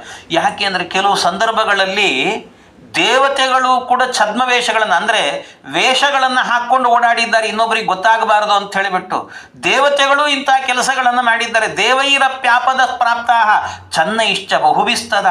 ಆಪತ್ತುಗಳು ಬಂದಾಗ ಶತ್ರುಗಳನ್ನು ಗೆಲ್ಲೋದಕ್ಕೋಸ್ಕರವಾಗಿ ಆಗಾಗ ಚನ್ನ ವೇಷಗಳನ್ನು ಹಾಕಿರುವಂತಹದ್ದು, ದೇವತೆಗಳು ಹಾಕಿರುವಂತಹದ್ದು ಕೂಡ ಲೋಕದಲ್ಲಿ ಕಂಡಿದೆ ನಮಗೆ. ಯಾಕೆಂದರೆ ಇದಕ್ಕೆ ಪ್ರಸಂಗ ಯಾವುದು ಅಂದರೆ ರಾಮಾಯಣದ ಪ್ರಸಂಗ. ರಾಮಾಯಣದಲ್ಲಿ ಏನಾಗುತ್ತೆ ಅಂದರೆ ಈ ಇವನು ರಾವಣ ಇದ್ನಲ್ಲ, ರಾವಣನಿಗೆ ಒಂದು ಹುಚ್ಚಿತ್ತಂತೆ, ಅವನಿಗೆ ಏನು ಕಂಡವ್ರ ಜೊತೆಗೆ ಯುದ್ಧ ಮಾಡಬೇಕು ಅಂತ, ಎಲ್ಲರ ಜೊತೆಗೂ ಯುದ್ಧ ಮಾಡಬೇಕು ಅನ್ನುವಂಥ ಹುಚ್ಚು ಅವನಿಗೆ. ಆ ಯುದ್ಧ ಮಾಡಬೇಕು ಅನ್ನೋ ಹುಚ್ಚಿನಿಂದ ದೇವಲೋಕಕ್ಕೆ ಹೋದನಂತ ಒಂದು ಸರ್ತಿ. ದೇವಲೋಕಕ್ಕೆ ಹೋದರೆ ಯಾರೂ ಇರಲಿಲ್ಲ ದೇವತೆಗಳು. ಯಾಕೆ ಅಂದರೆ ಒಬ್ಬ ಮರುತ್ ಅಂತ ಒಬ್ಬ ರಾಜ ಅವನ ಮನೆಯಲ್ಲಿ ಹೋಮ ಮಾಡ್ತಾ ಇದ್ದಂತೆ. ಆ ಹೋಮಕ್ಕೆ ಹೋಗಿದ್ರಂತೆ ಎಲ್ಲರೂ ಕೂಡ. ಕೇಳ್ದ ಅಲ್ಲಿರೋ ಸೇವಕರನ್ನ, ಇಲ್ಲ ಅಲ್ಲಿ ಮರುದ್ರಾಜನ ಮನೆಗೆ ಹೋಗಿದ್ದಾರೆ ಅಂತ. ಅದಕ್ಕೆ ವೇದ ಮಂತ್ರದಲ್ಲಿ ಬರ್ತದಲ್ಲ, ಮರುತ್ತಸ್ಯ ಆವಸನ್ ಗೃಹೇ ಆವೀಕ್ಷಿತಸ್ಯ ಕಾಮ ಪ್ರೇರ್ ವಿಶ್ವೇದೇವ ಸಭಾಸದ ಇತಿ, ಇದೆಲ್ಲ ವೇದ ಮಂತ್ರದಲ್ಲಿ ಆ ಮರುದ್ರಾಜನ ಮನೆಗೆ ಹೋಗಿದ್ರು ಅಂತ. ಆ ಮರುದ್ರಾಜನ ಮನೆಗೆ ಹೋದಾಗ ರಾವಣ ಅಲ್ಲೆಲ್ಲೋ ಬರ್ತಿದ್ದಾನೆ ಅಂತ ಗೊತ್ತಾದ ಕೂಡಲೇ ಒಳಗಿದ್ದ ದೇವತೆಗಳೆಲ್ಲ ಓಡೋದ್ರಂತೆ. ಎಲ್ಲ ದೇವತೆಗಳು ಓಡೋಗ್ಬಿಟ್ರಂತೆ. ಎಲ್ಲ ಓಡಿ ಹೋದ ನಂತರ ಅಲ್ಲಿ ಈ 4 ಜನ ಮಾತ್ರ ಸಿಗಾಕೊಂಡ್ಬಿಟ್ರು. 4 ಜನ ಯಾರು? ಇಂದ್ರ, ವರುಣ, ಯಮ ಮತ್ತು ಕುಬೇರ. ಈ 4 ಜನ ಮಾತ್ರ ಒಳಗೆ ಇದ್ದರು. ರಾವಣ ಬಂದ, ಹೊರಗೆ ಹೋಗ್ಲಿಕ್ಕಾಗ್ತಿಲ್ಲ, ಬಾಗಿಲಲ್ಲಿ ನಿಂತುಬಿಟ್ಟಿದ್ದಾನೆ. ಹೋದರೆ ಸಿಗಾಕ್ಕೊಳ್ತೀವಿ ಅಂತ, ಹೆಂಗೆ ಮಾಡೋದು, ಏನು ಮಾಡಬೇಕು? ಅದಕ್ಕೆ ಉಪಾಯ ಮಾಡಿದ್ರಂತೆ. ಉಪಾಯ ಮಾಡಿ ರಾವಣನಿಂದ ತಪ್ಪಿಸಿಕೊಳ್ಳೋದಕ್ಕೆ ಅಂತ ಹೇಳಿಬಿಟ್ಟು ಇಂದ್ರ ನವಿಲಿನ ವೇಷ ಹಾಕ್ಕೊಂಡಂತೆ, ವರುಣ ಹಂಸಪಕ್ಷಿಯ ವೇಷ ಹಾಕ್ಕೊಂಡ, ಕುಬೇರ ಈ ಓತಿಕ್ಯಾತ ಅಂತ ಹೇಳ್ತಾರೆ ಅದರ ವೇಷ ಹಾಕ್ಕೊಂಡಂತೆ, ಈ ಯಮ ಕಾಗೆ ವೇಷ ಹಾಕ್ಕೊಂಡಂತೆ, ಕಾಗೆ ವೇಷ ಯಮ. ಹೀಗೆ ಒಬ್ಬೊಬ್ಬರು ಒಂದೊಂದು ವೇಷವನ್ನು ಹಾಕ್ಕೊಂಡು ಅವನ ಎದುರಿಗೆ ಹೋದರು. ಅವನಿಗೆ ಗೊತ್ತಾಗಲಿಲ್ಲ, ಪೆದ್ದ ರಾವಣನಿಗೆ ಗೊತ್ತಾಗಲಿಲ್ಲ ಅವನಿಗೆ. ಅಂತೂ ಇವರೆಲ್ಲ ಹೋದರು. ಅಂದರೆ ಒಂದು ಆಪತ್ತು ಅನ್ನುವಂಥದ್ದು ಬಂದಾಗ ದೇವತೆಗಳು ಕೂಡ ಈ ವೇಷವನ್ನು ಹಾಕೋದು ಅಂತ ಇದೆ. ಅದಕ್ಕೋಸ್ಕರ ನೀನು ಯಾಕೆ ಯೋಚನೆ ಮಾಡ್ತೀಯ? ವೇಷ ಹಾಕು, ಪರವಾಗಿಲ್ಲ, ತಪ್ಪೇನಿಲ್ಲ ಅಂತ. ದೇವೈರಪ್ಯಾಪದ ಪ್ರಾಪ್ತ ಚನ್ನೈಶ್ಚ ಬಹುಬಿಸ್ತದ ತತ್ರ ತತ್ರ ಸಪತ್ನಾನಂ ನಿಗ್ರಹಾರ್ಥಂ ಮಹಾತ್ಮಭಿ. ಅದರಿಂದ ಮಹಾತ್ಮರೆಲ್ಲರೂ ಕೂಡ ಈ ರೀತಿ ನಿಗ್ರಹವನ್ನು ಮಾಡಲಿಕ್ಕೋಸ್ಕರ, ದೈತ್ಯರ ನಿಗ್ರಹ ಮಾಡಲಿಕ್ಕೆ ಇಂಥದ್ದನ್ನು ಮಾಡಿದ್ದು ಅಂತ ಇದೆ. ಅದಕ್ಕೋಸ್ಕರ ನೀನು ವ್ಯಥೆ ಪಡಲಿಕ್ಕೆ ಹೋಗಬೇಡ, ವೇಷ ಹಾಕು ನೀನು ಅಂತೇಳಿ. ಅದಕ್ಕೆ ನೋಡಿ ಆಮೇಲೆ ಏನಾಯಿತು ಅಂದರೆ, ಇಂದ್ರ ನವಿಲಿನ ವೇಷ ಹಾಕ್ಕೊಂಡಿದ್ರಿಂದ ನವಿಲಿಗೆ ಒಂದು ವರ ಕೊಟ್ಟನಂತೆ, ನಿನ್ನ ಗರಿಗಳೆಲ್ಲ ರಂಗರಂಗಾಗಲಿ, ಕಣ್ಣುಗಳಾಗಲಿ ಅಂತ. ಆವತ್ತಿನಿಂದ ಆ ಗರಿಗಳೆಲ್ಲ ಕಣ್ಣಾದದ್ದು ಅಂತ ಹೇಳುತ್ತಾರೆ. ಇನ್ನು ಈ ಹಂಸಪಕ್ಷಿ ಇತ್ತಲ್ಲ, ಅದಕ್ಕೆ ನೀನು ಸ್ವಚ್ಛವಾಗು ಅಂತ ವರ ಕೊಟ್ಟನಂತೆ. ಅಲ್ಲಿ ತನಕ ಬಿಳಿ ಇರಲಿಲ್ಲ ಹಂಸ, ಇವನು ವರ ಕೊಟ್ಟ ಮೇಲೆ ಆಯ್ತು. ಆಮೇಲೆ ಈ ಇವನು ಯಮ ಏನಿದ್ದಾನೆ ಅವನು ಕಾಗೆಗೆ ವರ ಕೊಟ್ಟನಂತೆ. ಏನು ಅಂದರೆ, ನೀನು ಯಾರಾದರೂ ಪಿತೃದೇವತೆಗಳ ಆರಾಧನೆ ಮಾಡಿದಾಗ ಕಾಕಪಿಂಡ ಅಂತ ಕೊಟ್ಟರೆ ಅದರಿಂದ ನಾನು ತೃಪ್ತನಾಗಿ ಅವರ ಪಿತೃದೇವತೆಗಳಿಗೆ ಅನುಗ್ರಹ ಮಾಡುತ್ತೇನೆ ಅಂತ. ಅದಕ್ಕೆ ಕಾಕಪಿಂಡ ಅಂತ ಈ ಶ್ರಾದ್ದಾದಿಗಳನ್ನೆಲ್ಲ ಮಾಡಿದಾಗ ಬರ್ತದೆ. ಯಾಕೆಂದರೆ ಯಮದೇವರ ಪ್ರೀತಿಗೋಸ್ಕರ ಮಾಡುವಂಥದ್ದು ಅದು ಕಾಕಪಿಂಡ ಅಂಥೇಳಿ. ಹೀಗೆ ಒಬ್ಬೊಬ್ಬರು ಒಂದೊಂದು ವರಗಳನ್ನು ಕೊಟ್ಟರಂಥದ್ದನ್ನೆಲ್ಲ ಇಂಥ ವೇಷಗಳನ್ನು ಹಾಕಿ ಇಂದ್ರೇಣ ನಿಷದಂ ಪ್ರಾಪ್ಯ ಗಿರಿಪ್ರಸ್ಥಾಶ್ರಯೇಶತ. ಅಷ್ಟೇ ಅಲ್ಲ, ಇಂದ್ರದೇವರು ಕೂಡ ಏನು ಮಾಡಿದ್ದಾರೆ ಅಂತಂದರೆ ಹಿಂದೆ ಗಿರಿಪ್ರಸ್ಥಕ್ಕೆ ಹೋಗಿ ಶತ್ರುಗಳನ್ನೆಲ್ಲ ನಿಗ್ರಹ ಮಾಡಿದ್ರಿಂದ, ಈ ವೃತ್ರಾಸುರನ ಹತ್ಯೆ ಮಾಡಿದರು, ವಿಶ್ವರೂಪಾಚಾರ್ಯ ಇವ್ರನ್ನೆಲ್ಲ ಕೊಂದ್ರಲ್ಲ, ಅದಕ್ಕೆ ಹೆದರ್ಕೊಂಡೇನು ಮಾಡಿದರು, ಬ್ರಹ್ಮಹತ್ಯಾ ದೋಷ ಪರಿಹಾರಕ್ಕೋಸ್ಕರವಾಗಿ ಒಂದು ಕಮಲದ ದಂಟು, ಆ ಕಮಲದ ದಂಟಿನ ಒಳಗಡೆ ಹೋಗಿ ಕೂತ್ಕೊಂಡು ಎಷ್ಟೋ ವರ್ಷ ಹೊರಗೆ ಬರದಂತೆ ತಪಸ್ಸನ್ನು ಮಾಡಿದ್ರಲ್ಲಿ. ಇಲ್ಲೂ ಕೂಡ ತಪ್ಪಿಸ್ಕೊಳ್ಳಿಕ್ಕೆ ಅಂತ ಹೇಳ್ಬಿಟ್ಟು ಇನ್ನೊಬ್ಬರು ಅಜ್ಞಾತವಾಸವನ್ನು ಮಾಡಿದ್ದಾನೆ, ಇಂದ್ರನೇ ಮಾಡಿದ್ದಾನೆ. ಇಂದ್ರನೇ ಮಾಡಿದ ಮೇಲಿನ ನೀವೇನಪ್ಪ ಅಜ್ಞಾತವಾಸಕ್ಕೆ ನೀವ್ಯಾಕೆ ಈ ಥರ ಅಂದುಕೊಳ್ತಾ ಇದ್ದೀರಿ? ಯಾಕೆ ಅಂದರೆ ಸಂಯಮ ಅನ್ನುವಂಥದ್ದು ಬಹಳ ಮುಖ್ಯ. ಆ ಕೆಲವು ಪ್ರಸಂಗ ಇರ್ತದೆ, ಆ ಕಾಲ ದಾಟೋ ತನಕ ಕಾಯಬೇಕಾಗ್ತದೆ. ಕೆಲವೊಮ್ಮೆ ಆ ಕಾಲ ದಾಟ್ಲಿಕ್ಕೋಸ್ಕರವಾಗಿ ಕಾಯಬೇಕು ಅಂತ ಔರ್ವೇಣ ವಸತ ಚನ್ನ ಮೂಲವು ಬ್ರಹ್ಮರ್ಷಿಣಾಪುರ ಯತ್ಕೃತಂ ತಾತ ಲೋಕೇಶು ತಚ್ಚ ಸರ್ವಂ ಶ್ರುತಂ ತ್ವಯ. ಹಿಂದೆ ಈ ಚವನ ಅಂತ ಋಷಿಗಳಿದ್ದರು. ನಿಮಗೆಲ್ಲ ಚವನನ ಕಥೆ ಗೊತ್ತಿದೆ, ಭಾಗವತದಲ್ಲಿ ಬಂದಿದೆ. ಈ ಚವನ ಋಷಿಗಳಿದ್ದಾರಲ್ವ, ಚವನ ಋಷಿಗಳು ಹೇಗೆ ಅಂದರೆ ಆ ಕಾಲದಲ್ಲಿ ಈ ಹೈಹಯರು ಅಂತ ಕೆಲವರಿದ್ದರು. ಅವರಿಗೆ ಮತ್ತು ಭೃಗುಗೋತ್ರದವರಿಗೆ ಪರಸ್ಪರವಾಗಿ ಕಾದಾಟ ನಡೆದಿತ್ತು. ಆಗೆಲ್ಲ ಜನಗಳ ಮಧ್ಯದಲ್ಲಿ ಜನಾಂಗದ ಹೋರಾಟ ಅಂತಲೇ ನಡೀತಿತ್ತು. ಈ ಜನಾಂಗನ ಕಂಡ್ರೆ ಆ ಜನಾಂಗಕ್ಕಾಗಲ್ಲ, ಆ ಜನಾಂಗ ಕಂಡ್ರೆ ಈ ಜನಾಂಗಕ್ಕಾಗಲ್ಲ ಅಂತ ಹಾಗೆ ಹೊಡೆದಾಡ್ಕೊಳ್ತಾ ಇದ್ರು. ಹಾಗೆ ಭೃಗುಗೋತ್ರದವರ ಮೇಲೆ ಭಾಳ ಸಿಟ್ಟಿನಿಂದ ಒಮ್ಮೆ ಏನಾಗಿತ್ತಂತೆ, ಚವನನ ತಾಯಿ, ಆ ತಾಯಿ ಗರ್ಭಿಣಿ ಇದ್ಲು. ಗರ್ಭಿಣಿ ಇದ್ದಾಗ ಹೈಹಯರು ಏನಾದರೂ ಮಾಡಿ ಇವನನ್ನು ಎಳ್ಕೊಂಡು ಹೋಗಬೇಕು, ಇವಳನ್ನು ಎಳ್ಕೊಂಡು ಹೋಗಿ ಈ ಗರ್ಭದಿಂದ ಕೂಸು ಹೊರಗೆ ಬಂದರೆ ಭೃಗುಗೋತ್ರದ ಒಬ್ಬನೇ ಒಬ್ಬ ವ್ಯಕ್ತಿ ಉಳಿಬಾರದು ಅಂತ ಅವನನ್ನು ಕೊಲ್ಲಬೇಕು ಅಂತ ಅಂದ್ಕೊಂಡು ತಾಯಿಯನ್ನು ಗರ್ಭಿಣಿಯನ್ನು ಎಳ್ಕೊಂಡು ಹೋದ್ರಂತೆ. ಎಳ್ಕೊಂಡು ಹೋಗಬೇಕಾದ್ರೆ ಗರ್ಭದಿಂದ ಜಾರಿ ಕೆಳಗೆ ಬಿತ್ತಂತೆ ಕೂಸು, ಗರ್ಭದಿಂದ. ಅದರಿಂದ ಚವನ ಅಂದರೆ ಜಾರಿ ಬಿದ್ದವ ಅಂತ ಅರ್ಥ. ಹಾಗಾಗಿ ಚ್ಯುತನಾದವನು ಅಂತ. ಹಾಗೆ ಜಾರಿ ಬಿದ್ದವನಾದ್ರಿಂದ ಚವನ ಅಂತ ಹೆಸರು ಅವನಿಗೆ. ಆ ಚವನ ಎಷ್ಟು ತಪಸ್ವಿ ಆಗಿದ್ದ ಅಂದರೆ ಗರ್ಭದಲ್ಲೇ ಒಳ್ಳೆ ತಪಸ್ವಿ ಅವನು, ಗರ್ಭದಲ್ಲೇ ತಪಸ್ವಿ. ಅವನೇನು ಮಾಡ್ತಾನೆ ಅಂದರೆ ತಪಸ್ಸನ್ನು ಮಾಡಿ ಒಮ್ಮೆ ನಾನು ಕಣ್ಣು ಬಿಟ್ಟರೆ ಸಾಕು ಇಡೀ ಏನು ಹೈಹಯರ ವಂಶ ಇದೆ ಎಲ್ಲವೂ ಸುಟ್ಟು ಭಸ್ಮ ಆಗಬೇಕು ಅನ್ನುವಷ್ಟರ ಮಟ್ಟಿಗೆ ತಪಸ್ಸನ್ನು ಮಾಡಿದ್ದ. ಎಷ್ಟೋ ಜನರನ್ನು ಭಸ್ಮವೂ ಮಾಡಿದ. ಆಗ ಅವರ ಮೂಲ ಪುರುಷ ಭೃಗು ಮಹರ್ಷಿಗಳಿದ್ದಾರಲ್ಲ, ಆ ಭೃಗು ಮಹರ್ಷಿಗಳೇ ಬಂದು ಹೇಳುತ್ತಾರೆ, ಬೇಡ ಹಾಗೆ ಮಾಡಬೇಡ ಅಂತ ಹೇಳಿದರು. ನಾವ್ಯಾರು ಕೊಲ್ಲಿಕ್ಕೆ, ಭಗವಂತನ ಇಚ್ಛೆ ಎಲ್ಲವೂ ಕೂಡ ನಡೆಯುತ್ತೆ ಅಂತ ಹೇಳುತ್ತಾರೆ. ಆಮೇಲೆ ಈ ಚವನ ಇದ್ದಾನಲ್ಲ, ಚವನನಿಗೆ ಒಬ್ಬಳು ಆರುಷಿ ಅಂತ ಹೆಂಡತಿ. ಆ ಆರುಷಿ ಅವಳಿಗೂ ಕೂಡ ಏನಾಗುತ್ತೆ ಅಂದರೆ ಅವಳು ಗರ್ಭಿಣಿಯಾಗಿರುತ್ತಾಳೆ. ಅವಳು ಗರ್ಭಿಣಿಯಾದಾಗಲೂ ಕೂಡ ಈ ಹೈಹಯರಿಗೆ ಗಲಾಟೆಯಾಗಿ ಮತ್ತೆ ಅವಳನ್ನು ಎಳ್ಕೊಂಡು ಹೋಗಬೇಕು ಅಂತ ಬರ್ತಾರೆ. ಎಳೆದುಕೊಂಡು ಹೋಗಬೇಕು ಅಂದಾಗ 8 ತಿಂಗಳು ಅಂದರೆ ತುಂಬು ಗರ್ಭಿಣಿ ಅಂತ ಅರ್ಥ. 8 ತಿಂಗಳು ತುಂಬಿದೆ ಅವಳಿಗೆ, ಗರ್ಭ ಧಾರಣೆ ಮಾಡಿ 8 ತಿಂಗಳಾಗಿರುವಾಗ ಅವಳನ್ನು ಹೈಹಯರು ಬಂದು ಎಳ್ಕೊಂಡು ಹೋಗ್ತಾರೆ. ಅವರು ಎಳ್ಕೊಂಡು ಹೋಗಬೇಕಾದ್ರೆ ಆಗ ಏನಾಯಿತು ಅಂದರೆ ಈ ಕೂಸು ಒಳಗಿತ್ತಲ್ವ, ಅದು ಗರ್ಭದಿಂದ ಜಾರಿ ಅವಳ ತೊಡೆಯಲ್ಲಿ ಬಂದು ಸೇರಿಕೊಡುತ್ತಂತೆ, ಅವಳ ತೊಡೆಗೆ ಬಂದು ಕೂತ್ಕೊಡುತ್ತಂಥದ್ದು ಗರ್ಭ. ಆಮೇಲೆ ನೋಡಿದರು ಗರ್ಭದಲ್ಲಿ ಕೂಸಿದೆಯಾ ಅಂತ ನೋಡಿದರೆ ಇವರೆಲ್ಲ ಪರೀಕ್ಷೆ ಮಾಡಿದೆ, ಅಯ್ಯೋ ಇವಳು ಗರ್ಭಿಣಿನೇ ಅಲ್ಲ ಅಂತ ತೀರ್ಮಾನ ಮಾಡಿದರು. ಗರ್ಭಿಣಿನೇ ಅಲ್ಲ ಅಂತ ತೀರ್ಮಾನ ಮಾಡಿ ಅವಳನ್ನು ಬಿಟ್ಟರು. ಮತ್ತೆ ಕಡೆಗೆ ಅವಳನ್ನು ಬಿಟ್ಟಾದ ಮೇಲೆ ಗರ್ಭದಲ್ಲಿ 8 ತಿಂಗಳು ವಾಸವನ್ನು ಮಾಡಿದ ಕೂಸು ಮತ್ತೆ ಏನು ಮಾಡಿತಂತೆ, 9 ತಿಂಗಳ ಕಾಲ ತೊಡೆಯಲ್ಲಿ ವಾಸ ಮಾಡಿತ್ತು. ಆ ತೊಡೆಯಲ್ಲಿ ವಾಸ ಮಾಡಿ ಕೊನೆಗೆ ತೊಡೆ ಸೀಳಿಕೊಂಡು ಹೊರಗೆ ಬಂತಂತೆ ಒಂದು ಮಗು. ಆ ಮಗುವಿನ ಹೆಸರೇನು ಅಂದರೆ ಔರ್ವ ಅಂತ ಹೆಸರಂತೆ. ಔರ್ವ ಋಷಿಗಳು ಅಂತ ಹೇಳ್ತಾರೆ. ಔರ್ವ ಋಷಿಗಳು. ಈ ಔರ್ವ ಋಷಿ ಯಾಕೆ ಅಂದರೆ ಸಂಸ್ಕೃತದಲ್ಲಿ ತೊಡೆಗೆ ಊರು ಅಂತ ಹೆಸರು. ಊರುವನ್ನು ಒಡೆದುಕೊಂಡು ಬಂದದ್ರಿಂದಾಗಿ ಔರ್ವ ಅಂತ ಹೆಸರಂತೆ. ಊರುವಿನಿಂದ ಬಂದವನು ಅಂತ ಔರ್ವ ಅಂತ ಹೆಸರವನಿಗೆ. ಹಾಗಾಗಿ ಹೀಗೆ ಔರ್ವೇಣ ವಸತಾಚ್ಛನ್ನ ಮೂರವು ಬ್ರಹ್ಮರ್ಷಿಣಾಪುರ. ಆ ಔರ್ವ ಋಷಿಯೂ ಕೂಡ ಹೈಹಯರ ಕಾಟವನ್ನು ತಪ್ಪಿಸಿಕೊಂಡು ಹೊರಗೆ ಬರಬೇಕು ಅಂತಾದಾಗ ಆ ಊರುವಿನಲ್ಲಿ ಅಂದರೆ ತೊಡೆಯಲ್ಲಿ ಕಾದು ಕೂತ್ಕೊಂಡ. ಒಂದಲ್ಲ ಎರಡಲ್ಲ 9 ತಿಂಗಳುಗಳ ಕಾಲ ಕಾದ. ಹಾಗೆ ಧರ್ಮರಾಜ ನೀನು ಕೂಡ ಜಾಸ್ತಿ ಏನಲ್ಲ, ಅವನು 9 ತಿಂಗಳು, ಇನ್ನು 3 ತಿಂಗಳು ಜಾಸ್ತಿ ನಿನಗೆ ಅಷ್ಟೇ, 12 ತಿಂಗಳಷ್ಟೇ, ಏನು ತೊಂದರೆ ಇಲ್ಲ.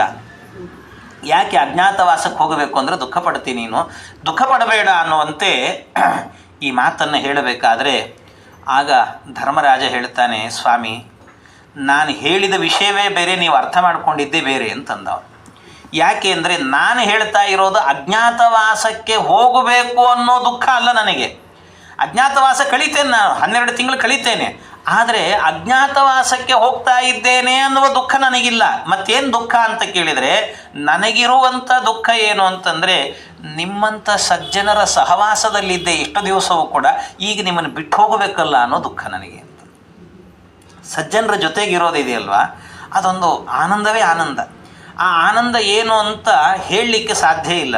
ಅದಕ್ಕೆ ಜನ್ಮ ಜನ್ಮಾಂತರಕ್ಕೂ ಕೂಡ ಸಜ್ಜನರ ಸಂಘ ಕೊಡು ಅಂತ ಕೇಳಬೇಕಷ್ಟೆ, ಇನ್ನೇನಿಲ್ಲ. ಅದರಲ್ಲೊಂದು ಆನಂದ ಇರ್ತದಂತೆ. ಸಜ್ಜನರ ಜೊತೆಗೇ ವಾಸ ಮಾಡ್ತಾ ಇದ್ದರೆ ಆ ಆನಂದ ಇದೆಯಲ್ವ, ಅವರು ಯಾವಾಗಲೂ ಕೂಡ ಭಜನೆ ಮಾಡ್ತಿರ್ತಾರೆ, ಕುಣಿತಿರ್ತಾರೆ, ಹಾಡು ಹೇಳ್ತಿರ್ತಾರೆ, ದೇವರ ಕಥೆಗಳನ್ನು ಕೇಳ್ತಿರ್ತಾರೆ. ಅದು ಆನಂದ ಹೇಳಲಿಕ್ಕೆ ಸಾಟಿ ಇಲ್ಲ ಅಂತ, ಸಾಟಿ ಇಲ್ಲದ ಆನಂದವನ್ನು ಕೊಡ್ತದಂತೆ. ನಗುವರೋ ಅಳುವರೋ ನಾಟ್ಯವಾಡುವರೋ ಬಗೆಯಾರೋ ಬಡತನ ಭಾಗ್ಯ ಭಾಗವತರೋ. ಭಗವಂತನನ್ನು ಒಂದು ಕ್ಷಣವೂ ಕೂಡ ಬಿಡದಂತೆ ಧ್ಯಾನವನ್ನು ಮಾಡತಕ್ಕಂಥ ಮನಸ್ಥಿತಿಯವರದ್ದು. ಆದ್ದರಿಂದ ಜಗನ್ನಾಥದಾಸರು ಹೇಳ್ತಾರೆ, ರಂಗ ನಿನ್ನ ಕೊಂಡಾಡುವ ಮಂಗಳಾತ್ಮರ ಸಂಘ ಸುಖವಿತ್ತು ಕಾಯೋ ಕರುಣಾಸಾಗರ. ಇದು ಒಂದೇ ಸಾಕು ಅಂತ. ಹಾಗೆ ನಿಮ್ಮಂಥ ಸಜ್ಜನರನ್ನ ಬಿಟ್ಟು 12 ತಿಂಗಳು ವಾಸ ಮಾಡಬೇಕಲ್ಲ, ಇದು ನನಗೆ ದುಃಖ ಅಂಥೇಳಿ, ಇದು ನನಗಾಗ್ತಾ ಇರುವಂಥ ದುಃಖ ಅಂತ ಇಷ್ಟು ಹೇಳುವಾಗ ಆಗ ಅವ್ರು ಹೇಳ್ತಾರೆ, ಏನು ಯೋಚನೆ ಮಾಡಬೇಡ, ನೀನು ಅಲ್ಲಿ ಇರೋದರಿಂದ 12 ತಿಂಗಳು ಕಳೀತು ಅಂದರೆ ಮತ್ತೆ ನಾವು ನೀನಿರುವಲ್ಲಿಗೆ ಬರ್ತೇವೆ. 12 ತಿಂಗಳಾದ ನಂತರ ನೀನು ಒಂದು ಸಿಂಹಾಸನದಲ್ಲಿ ಕೂತ್ಕೊಳ್ತೀಯ, ಆ ಸಿಂಹಾಸನದಲ್ಲಿ ಕೂಡೋದನ್ನು ನೋಡಲಿಕ್ಕೆ ಅಂತಲೇ ಬರ್ತೇವೆ ನಾವು. ಅದರಿಂದಾಗಿ ನಮಗೋಸ್ಕರವಾಗಿ ದುಃಖವನ್ನು ಪಡಲಿಕ್ಕೆ ಹೋಗಬೇಡ, ನೀನು ಎಲ್ಲಿದ್ದರೂ ಕೂಡ ನಿನ್ನ ಒಳಿತನ್ನೇ ಬಯಸ್ತೇವೆ ನಾವು ಅಂತ, ನಿನಗೆ ಒಳ್ಳೆಯದಾಗಲಿ ಅಂತಲೇ ಬಯಸ್ತಾ ಇರ್ತೀವಿ ನಾವು. ಹಾಗಾಗಿ ದುಃಖವನ್ನು ಪಡಲಿಕ್ಕೆ ಹೋಗಬೇಡ ನೀನು ಅಂತ ಈ ರೀತಿಯಲ್ಲಿ ಎಲ್ಲ ಜ್ಞಾನಿಗಳೆಲ್ಲರೂ ಕೂಡ ಹೇಳುತ್ತಾರೆ. ಪೃಥಕ್ಷಾಸ್ತ್ರವಿದ ಸರ್ವೇ ಸರ್ವೇ ಮಂತ್ರ ವಿಶಾರದಾ ಸಂಧಿ ವಿಗ್ರಹ ಕಾಲಜ್ಞಾ ಮಂತ್ರಾಯ ಸಮುಪಾವಿಶತ್. ಎಲ್ಲರೂ ಸೇರಿಕೊಂಡು ಆ ಸಂದರ್ಭದಲ್ಲಿ ಪಾಂಡವರು ಮಂತ್ರಾಲೋಚನೆಯನ್ನು ಮಾಡಿ ಒಂದು ಕಡೆಯಲ್ಲಿ ಕೂತ್ಕೊಳ್ತಾರೆ. ಆಗ ಅಲ್ಲಿದ್ದಂಥ ಏನು ಬ್ರಾಹ್ಮಣರಿದ್ರಲ್ವ, ಅನೇಕ ಬ್ರಾಹ್ಮಣರಿಗೆ ಹೇಳಿದ್ರಂತೆ, ನೀವಿನ್ನು ಹೊರಡಬಹುದು ಅಂತ ಹೇಳಿದರು. ಎಲ್ಲ ಇಲ್ಲಿಂದ ಹೊರಡಿ ಅಂತ. ಹೀಗೆ ಹೊರಡಿ ಅಂತ ಹೇಳಿದಾಗ ಆಗ ಎಲ್ಲರೂ ಹೊರಡುತ್ತಾರೆ. ಎಲ್ಲರೂ ಹೊರಡಬೇಕಾದ್ರೆ ವಿಶೇಷ ಏನು ಅಂತಂದರೆ, ವಿರಾಟ ನಗರೇ ತಾತ ಮಾಸಾನ್ 12 ಸಂಶ್ರಿತಾ ಕುರ್ವಂತಸ್ತಸ್ಯ ಕರ್ಮಾಣಿ ವಸಾಮೇತಿ ಹರೋಚಯಿ. ಇವರೆಲ್ಲ ಬ್ರಾಹ್ಮಣರನ್ನು ಕಳಿಸಬೇಕಾದ್ರೆ ಅವ್ರಿಗೆ ಹೇಳಿದ್ರಂತೆ, ಈ ಅರ್ಜುನನೇ ಹೇಳ್ತಾನೆ, ಎಲ್ಲಿ ಹೋಗಬೇಕು ಅಂದಾಗ ನೀವು ಅಲ್ಲಿ ಹೋಗಿ ಇಲ್ಲಿ ಹೋಗಿ ಅಂತ ಹೇಳ್ತಾ, ನೀವು ಅಲ್ಲಿ ಹೋಗಬೇಡ್ರಿ, ದುರ್ಯೋಧನ ಇರೋ ಕಡೆಗೆ ಮಾತ್ರ ಹೋಗಬೇಡ್ರಿ, ನಿಮಗೆ ಕಷ್ಟ ಆಗುತ್ತೆ, ಹಾಗೆ ಹೀಗೆ ಅಂತ ಹೇಳುವಾಗ ಅವರೆಲ್ಲ ಹೇಳ್ತಾರೆ, ಸ್ವಾಮಿ ನಾವು ಎಲ್ಲಿ ಹೋಗೋದೇನು ಬಂತು, ಈಗ ನಾವು ನಮ್ಮ ಮನೆಗಳಿಗೆ ಹೋಗ್ತೀವಿ, ನಾವು ನಮ್ಮ ಮನೆ ಎಲ್ಲಿದೆಯೋ ಅಲ್ಲಿ ನೋಡ್ತೇವೆ, ಅಲ್ಲಿರುವಂಥ ಸರ್ಕಾರ ಇನ್ನೊಂದು ಮತ್ತೊಂದು ಚೆನ್ನಾಗಿದೆ ಅಂದರೆ ಅಲ್ಲಿ ವಾಸ ಮಾಡ್ತೀವಿ, ಇಲ್ಲ ಅಂದರೆ ಎಲ್ಲಿ ಚೆನ್ನಾಗಿರೋ ಸರ್ಕಾರ ಇದೆಯೋ ಅಲ್ಲಿಗೆ ಹೋಗಿಬಿಡ್ತೀವಿ ನಾವು. ಧರ್ಮ ಇರುವಂಥ ಸರ್ಕಾರ ಎಲ್ಲಿರ್ತದೋ ಅಲ್ಲಿಗೆ ಹೋಗಿ ವಾಸ ಮಾಡ್ತೀವಿ ನಾವು. ಹಾಗಾಗಿ ಏನೂ ಯೋಚನೆ ಮಾಡಬೇಡಿ ನಮ್ಮ ಬಗ್ಗೆ ಅಂತ ಅರ್ಜುನಾದಿಗಳಿಗೆಲ್ಲರಿಗೂ ಕೂಡ ಹೇಳ್ತಾರೆ. ಮಾತ್ಸ್ಯೋ ವಿರಾಟೋ ಬಲವಾನ್ ಸಾರ್ವಭೌಮಶ್ಚ ವಿಶ್ರುತಃ ದಾನಶೀಲ ವದಾನ್ಯಶ್ಚ ವೃದ್ಧ ಸತ್ಸು ಸುಸಮ್ಮತಃ. ಇಷ್ಟೆಲ್ಲ ಆದ ನಂತರ ಒಂದು ಮರದ ಕೆಳಗೆ ಕೂತ್ಕೊಂಡು ದೌಮ್ಯ ಋಷಿಗಳು, ಪಾಂಡವರು ಮತ್ತು ದ್ರೌಪದಿ ದೇವಿಯರು ಇಷ್ಟೂ ಜನ ಸೇರಿಕೊಂಡು ಮಂತ್ರಾಲೋಚನೆಯನ್ನು ಮಾಡುತ್ತಾರೆ. ಅಂದರೆ ಎಲ್ಲ ಸೇರಿಕೊಂಡು ಮುಂದೆ ಏನು ಮಾಡಬೇಕು ಅಂತ ಎಲ್ಲ ಬ್ರಾಹ್ಮಣರನ್ನ ಕಳಿಸಿದರು. ಇವರ ಜೊತೆಗೆ ಸಾರಥಿಗಳಿದ್ದರು, ರಥ ಸಾರಥಿ ಇತ್ತು. ಆ ರಥ ಮತ್ತು ಸಾರಥಿಗಳನ್ನು ಕೂಡ ಕಳಿಸಿಕೊಟ್ರು. ಅಂದರೆ ಇವರು ವನವಾಸಕ್ಕೆ ಹೋಗಿದ್ದರೂ ಕೂಡ ಇವರ ಜೊತೆಗೆ ರಥಗಳಿದ್ದು ಸಾರಥಿಗಳು ಇದ್ದರು. ಆ ರಥ ಸಾರಥಿಗಳನ್ನು ಕೂಡ ಕಳಿಸಿಕೊಟ್ರು. ಕಳಿಸಿ ಆದ ನಂತರ ಆಮೇಲೆ ವಿಚಾರ ಮಾಡುತ್ತಾರೆ, ಎಲ್ಲಿ ವನವಾಸವನ್ನು ಎಲ್ಲಿ ಮಾಡೋದು, ಈ ವಾಸ ಎಲ್ಲಿ ಮಾಡಬೇಕು ಅಂತ. ಎಲ್ಲಿ ಮಾಡಬೇಕು ಅಂತ ವಿಚಾರ ಮಾಡಿದಾಗ ಆಗ ಏನಾಗತ್ತೆ, ಇವರಿಗೆ ಒಬ್ಬೊಬ್ಬರು ಒಂದೊಂದನ್ನು ಮಾತಾಡ್ತಾರೆ, ಒಬ್ಬೊಬ್ಬರು ಒಂದೊಂದನ್ನು ಹೇಳ್ತಾರೆ. ಎಲ್ಲಿ ವಾಸ ಮಾಡೋದು, ಅಲ್ಲಿ ಮಾಡೋದು, ಇಲ್ಲಿ ಮಾಡೋದು ಅಂತೆಲ್ಲ ಹೇಳ್ತಾ ಇರುವಾಗ ಆಗ ವಿಶೇಷವಾಗಿ ಈ ಅರ್ಜುನ ಹೇಳಿದ, ಅಣ್ಣ ನೀನು ಹೇಳು, ನಿನಗೆ ಎಲ್ಲಿ ಇಷ್ಟ ಇದೆ ಅಲ್ಲಿ ವಾಸ ಮಾಡೋಣ ಅಂತ. ಆಗ ಹೇಳುವಾಗ ಅವನೇ ಹೇಳ್ತಾನೆ, ಧರ್ಮರಾಜ ಹೇಳ್ತಾನೆ, ಮಾತ್ಸ್ಯೋ ವಿರಾಟೋ ಬಲವಾನ್ ಸಾರ್ವಭೌಮಶ್ಚ ವಿಶ್ರುತಃ ದಾನಶೀಲೋ ವದಾನ್ಯಶ್ಚ ವೃದ್ಧ ಸತ್ಸು ಸುಸಮ್ಮತಃ. ವಿರಾಟ ನಗರಂಚಾಪಿ ಶ್ರೂಯತೆ ಶತ್ರುಕರ್ಷಣ. ವಿರಾಟ ಅಂತ ಒಂದು ನಗರ ಇದೆ, ಅಲ್ಲಿ ವಿರಾಟ ರಾಜ ಇರ್ತಾನೆ. ಅವನು ಮತ್ಸ್ಯಾಧಿಪತಿ, ಮತ್ಸ್ಯರಾಜ ಅವನು. ಆ ಮತ್ಸ್ಯರಾಜನ ವಂಶದಲ್ಲಿರುವವನಾದ್ರಿಂದಾಗಿ ಅವನ ನಗರದಲ್ಲಿ ವಾಸ ಮಾಡೋದು ನಮಗೆ ಒಂದು ಸೇಫು ಅಂತ ಅನಿಸುತ್ತೆ. ಯಾಕೆ ಅಂತಂದರೆ ಅವನು ಎಂಥವನು ಅಂದರೆ ದಾನಶೀಲ, ಒಳ್ಳೆ ದಾನ ಧರ್ಮದ ಬುದ್ಧಿ ಇದೆ, ಸದಾ ಕಾಲದಲ್ಲಿ ಹೋಮ ಹವನಗಳನ್ನು ಮಾಡಿಕೊಂಡಿರ್ತಾನೆ, ದೇವತಾ ಕಾರ್ಯಗಳನ್ನು ಮಾಡ್ತಿರ್ತಾನೆ. ಅದರಿಂದ ಅಂಥಲ್ಲಿ ವಾಸ ಮಾಡಿದರೆ ನಮಗೆ ಯಾವುದೇ ರೀತಿ ಸಮಸ್ಯೆ ಆಗೋದಿಲ್ಲ. ಅದಕ್ಕೋಸ್ಕರವಾಗಿ ನಾನು ಯೋಚನೆ ಮಾಡ್ತಾ ಇದ್ದೇನೆ ಏನು ಅಂತಂದರೆ ಈ ವಿರಾಟ ನಗರದಲ್ಲಿ ವಾಸ ಮಾಡೋಣ ಅಂತ ನನಗೆ ಇಚ್ಛೆ ಆಗಿದೆ ಅಂತ ಈ ಧರ್ಮರಾಜ ಹೇಳ್ತಾನೆ. ಯಾನಿ ಯಾನೀಹ ಕರ್ಮಾಣಿ ತಸ್ಮೈ ಚಕ್ರಮಹೇ ವಯಂ ಕರ್ತುಂ ಯೋ ಯತ್ ಸತ್ತತ್ಕರ್ಮ ಬ್ರವೀತು ಕುರು ನಂದನ. ನರದೇವ ಕಥಂ ಕರ್ಮ ತಸ್ಯ ರಾಷ್ಟ್ರೇ ಚರಿಷ್ಯಸಿ ಮಾನುಷೇಂದ್ರ ವಿರಾಟಸ್ಯ ರಂಸ್ಯಸೆ ಕೇನ ಕರ್ಮಣ. ಅಲ್ಲಪ್ಪ ಅಣ್ಣ ಧರ್ಮರಾಜ, ನಾವೇನೋ ವಿರಾಟ ನಗರಕ್ಕೆ ಹೋಗೋಣ ಅಂತ ಹೇಳಿದಿ, ಆದರೆ ವಿರಾಟ ನಗರದಲ್ಲಿ ವಾಸ ಮಾಡಬೇಕು ಅಂತಾದರೆ ನೀನು ಹೇಗೆ ವಾಸ ಮಾಡ್ತಿ, ಯಾವ ಹೆಸರಿಟ್ಟುಕೊಳ್ತಿ, ಯಾವ ವೇಷ ಹಾಕ್ಕೊಂಡಿರ್ತಿ, ನೀನು ಹೇಗೆ ಬದುಕ್ತಿ ನೀನು? ಯಾಕೆ ಅಂತಂದರೆ ನೀನು ಅಕ್ಲಿಷ್ಟ ವೇಷಧಾರೀಚ ಧಾರ್ಮಿಕೋ ಹ್ಯನಸೂಯಕ. ಅರ್ಜುನ ಹೇಳ್ತಾನೆ, ನೀನು ಎಂಥವನು ಅಂದರೆ ಪರಮ ಧಾರ್ಮಿಕ, ನೀನು ಅತ್ಯಂತ ಧಾರ್ಮಿಕ. ಎಷ್ಟು ಧಾರ್ಮಿಕ ಅಂತಂದರೆ ಯಾರಾದರೂ ಬಂದು ನೀನಾದರೂ ಕೇಳಿ ಯಾರೋ ನೀನು ಅಂತ ಕೇಳಿದರೆ ಸುಳ್ಳು ಹೇಳಲಿಕ್ಕೂ ಗೊತ್ತಿಲ್ಲ ನಿನಗೆ, ಸುಳ್ಳು ಹೇಳಲಿಕ್ಕೂ ಗೊತ್ತಾಗಲ್ಲ ನಿನಗೆ. ಅದರಿಂದ ಸತ್ಯ ಏನಿದೆ ನಾನೇ ಧರ್ಮರಾಜ ಅಂತ ಹೇಳಿ ಕೂತ್ಬಿಡ್ತಿ. ಆಮೇಲೆ ಹೇಳಿದೆ ಅಂದರೆ ನಮ್ಮ ಅಜ್ಞಾತವಾಸವೇ ಹಾಳಾಗಿಬಿಡ್ತದೆ. ಅದರಿಂದ ಅಷ್ಟೆಲ್ಲ ಸಮಸ್ಯೆ ಇದೆ. ಹಾಗಾಗಿ ಏನು ಮಾಡ್ತೀನಿ ನೀನು? ನತವಾಭ್ಯುಚಿತಂ ಕರ್ಮ ನೃಶಂಸಂ ನಾಪಿ ಕೈತವಂ. ನಿನಗೆ ಕೈತವ ಗೊತ್ತಿಲ್ಲ, ಸುಳ್ಳು ಹೇಳಿ ಗೊತ್ತಿಲ್ಲ, ಹೆಂಗೆ ಬದುಕ್ತಿ? ಸತ್ಯವಾಗಸಿ ಆಜ್ಞೀಯೋ ರಾಗಕ್ರೋಧ ವಿವರ್ಜಿತ. ಇನ್ನೊಬ್ಬರನ್ನು ಶತ್ರುತ್ವ ಬೆಳೆಸ್ಕೊಳ್ಳಿಕ್ಕೆ ಗೊತ್ತಿಲ್ಲ ನಿನಗೆ, ಅಂಥವನು ನೀನು ಹೆಂಗೆ ವಾಸ ಮಾಡ್ತೀಯಪ್ಪ? ನಿಂದು ಬಹಳ ಮುಖ್ಯ ನಮಗೆ ಅಂತ ಕೇಳುತ್ತಾನೆ. ನಾವೇನೇನೋ ಮಾಡ್ಕೊಂಡಿರ್ತೀವಿ ಸರಿ, ಆದರೆ ನೀನು ಹೆಂಗೆ ವಾಸ ಮಾಡ್ತೀಯಲ್ಲಿ? ಬಹಳ ಕಷ್ಟ ಅಲ್ವ ನಿನಗೆ? ಯಾರಾದರೂ ಕೇಳಿದರೆ ನಾನೇ ಧರ್ಮರಾಜ ಅಂತ ಹೇಳಿ ಕೂತ್ಬಿಟ್ರೆ ನಮ್ಮ ಗತಿ ಏನು? ಆಮೇಲೆ ಮತ್ತೆ 12 ವರ್ಷ ವನವಾಸ, 1 ವರ್ಷ ಅಜ್ಞಾತವಾಸ ಅಂತ ಆಗ್ತದಲ್ಲ. ಏನು ಮಾಡಬೇಕು ಅಂತಂದರೆ ಆಗ ಆ ಸಂದರ್ಭದಲ್ಲಿ ಹೇಳ್ತಾರೆ, ಅವನು ಹೇಳ್ತಾನೆ, ಯುಧಿಷ್ಠಿರನೇ ಹೇಳ್ತಾನೆ, ಶೃಣುಧ್ವಂ ಎಚ್ಚರಿಷ್ಯಾಮಿ ಅಹಂ ವೈ ಕುರುನಂದನ ವಿರಾಟಂ ಸಮನುಪ್ರಾಪ್ಯ ರಾಜಾನಂ ಮತ್ಸ್ಯನಂದನಂ. ನಾನು ಅಲ್ಲಿಗೆ ಹೋದ ಕೂಡಲೇ ನನ್ನ ಹೆಸರು ಬದಲಾಗತ್ತೆ. ನಾನು ಯಾವ ವೇಷದಲ್ಲಿರ್ತೇನೆ ಅಂತ ಹೇಳಿದರೆ ನಾನು ಸನ್ಯಾಸ ವೇಷವನ್ನು ಧಾರಣೆ ಮಾಡುತ್ತೇನೆ. ಸನ್ಯಾಸ ವೇಷದಿಂದ ಹೋಗ್ತೇನೆ ನಾನು. ನನ್ನ ಹೆಸರೇನು ಅಂದರೆ ಯಾರನ್ನ ಇದೇ ನನ್ನ ಹೆಸರು ಅಂತ. ಯಾರು ಅಂತ ಏನು ಹೆಸರು ಅಂದರೆ ಕಂಕ ಅಂತ ಹೆಸರಂತೆ ಅವನದ್ದು. ಸನ್ಯಾಸ ವೇಷವನ್ನು ಧಾರಣೆ ಮಾಡ್ತಾನೆ. ಕಂಕಃ ಅಂತ ಹೇಳ್ತಾನೆ ಅವನು ಹೇಳ್ತಾನೆ, ಕಂಕೋ ನಾಮ ಬ್ರುವಾಣೋಹಂ ಅತಾಕ್ಷ ಸಾಧುದೇವಿಕ. ನಾನು ಕಂಕ ಅಂದರೆ ಕಹ ಅಂತ. ಅಂದರೆ ಸಂಸ್ಕೃತದಲ್ಲಿ ಯಾರನ್ನು ಅಂತ, ಕಹ ಅಂದರೆ ಯಾರು ಅಂತ. ಅಂದರೆ ಯಾರಾದರೂ ಬಂದು ಯಾರೋ ನೀನು ಅಂತ ಕೇಳಿದರೆ ಕಂಕಹ ಅಂತ ಹೇಳ್ಬಿಡೋದು ಅವನು. ಕಂಕಹ ಅಂದರೆ ಯಾರು ಅಂತ ಕೇಳೋದು. ಅಂದರೆ ಅದು ಏನು ಅಂತ ಗೊತ್ತಿಲ್ಲ ಅಂತ, ಆ ರೀತಿಯಲ್ಲಿ. ಹಾಗೆ ಅಂದರೆ ಏನು ಅನ್ನೋದು ಗೊತ್ತಿಲ್ಲ ಅನ್ನುವಂತೆ ವಾಸ ಮಾಡೋದು ಅಲ್ಲ. ಮತ್ತು ಸುಳ್ಳು ಹೇಳ್ಕೊಂಡಿರ್ಬೇಕಾಗ್ತದಲ್ಲ. ಅಂದರೆ ಅದಕ್ಕೆ ಹೇಳಿದ ಅವನು, ಸುಳ್ಳೇನು ಹೇಳಲ್ಲ ನಾನು ಹೇಳ್ತೇನೆ ಏನು ಅಂದರೆ ನಾನೊಬ್ಬ ಸನ್ಯಾಸಿ ಅಂತ ಹೇಳ್ತೇನೆ. ಸನ್ಯಾಸಿ ನಾನು ಅಂತ. ಆ ಸನ್ಯಾಸಿ ಅಂತ ನಾನು ಹೇಳುವಾಗ ಕಂಕೋ ನಾಮ್ನ ಪರಿವ್ರಾಜ ಅಂದರೆ ಸನ್ಯಾಸಿಗಳು ಅಂತ.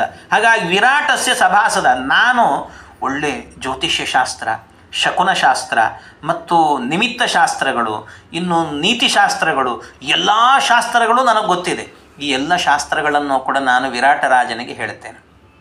ಮತ್ತು ನಾನು ಸನ್ಯಾಸಿ ಆಗಿದ್ದೇನೆ ಅಂದ ಕೂಡಲೇ ಪೂರ್ಣಾವಧಿಯ ಸನ್ಯಾಸಿ ಅಂತ ತಿಳ್ಕೊಬೇಡ್ರಿ. ಅದಕ್ಕೂ ನಾನೊಂದು ವ್ಯವಸ್ಥೆ ಮಾಡಿಕೊಂಡಿದ್ದೀನಿ. ಯಾಕೆ ಅಂದರೆ ಆ 1 ವರ್ಷ ಮಾತ್ರ ನಾನು ಸನ್ಯಾಸ ಜೀವನದಲ್ಲಿ ವಾಸ ಮಾಡಬೇಕು. ಆದ್ದರಿಂದಾಗಿ 1 ವರ್ಷದ ಸನ್ಯಾಸಿ ವ್ರತವನ್ನು ಹಿಡಿದಿದ್ದೇನೆ ಅಂತ ಹೇಳ್ತಾರೆ. ಚಾತುರ್ಮಾಸ್ಯ ವ್ರತ ಹಿಡಿದಂಗೆ 1 ವರ್ಷದ ಸನ್ಯಾಸ ವ್ರತವನ್ನು ಹಿಡಿದಿದ್ದೇನೆ ಅಂತ ನಾನು ವ್ಯವಸ್ಥೆ ಮಾಡಿಕೊಡ್ತೀನಿ. ಅದನ್ನೊಂದು ಆಚರಣೆ ಮಾಡೇ ಮಾಡ್ತೀನಿ. ಆದ್ದರಿಂದ ಅದನ್ನೇ ಹೇಳ್ತೀನಿ. ಆದ್ದರಿಂದ ಸುಳ್ಳು ಹೇಳದಂತೆ ಆಗಲ್ಲ. ನಾನು ಅದನ್ನೇ ಹೇಳ್ತೇನೆ.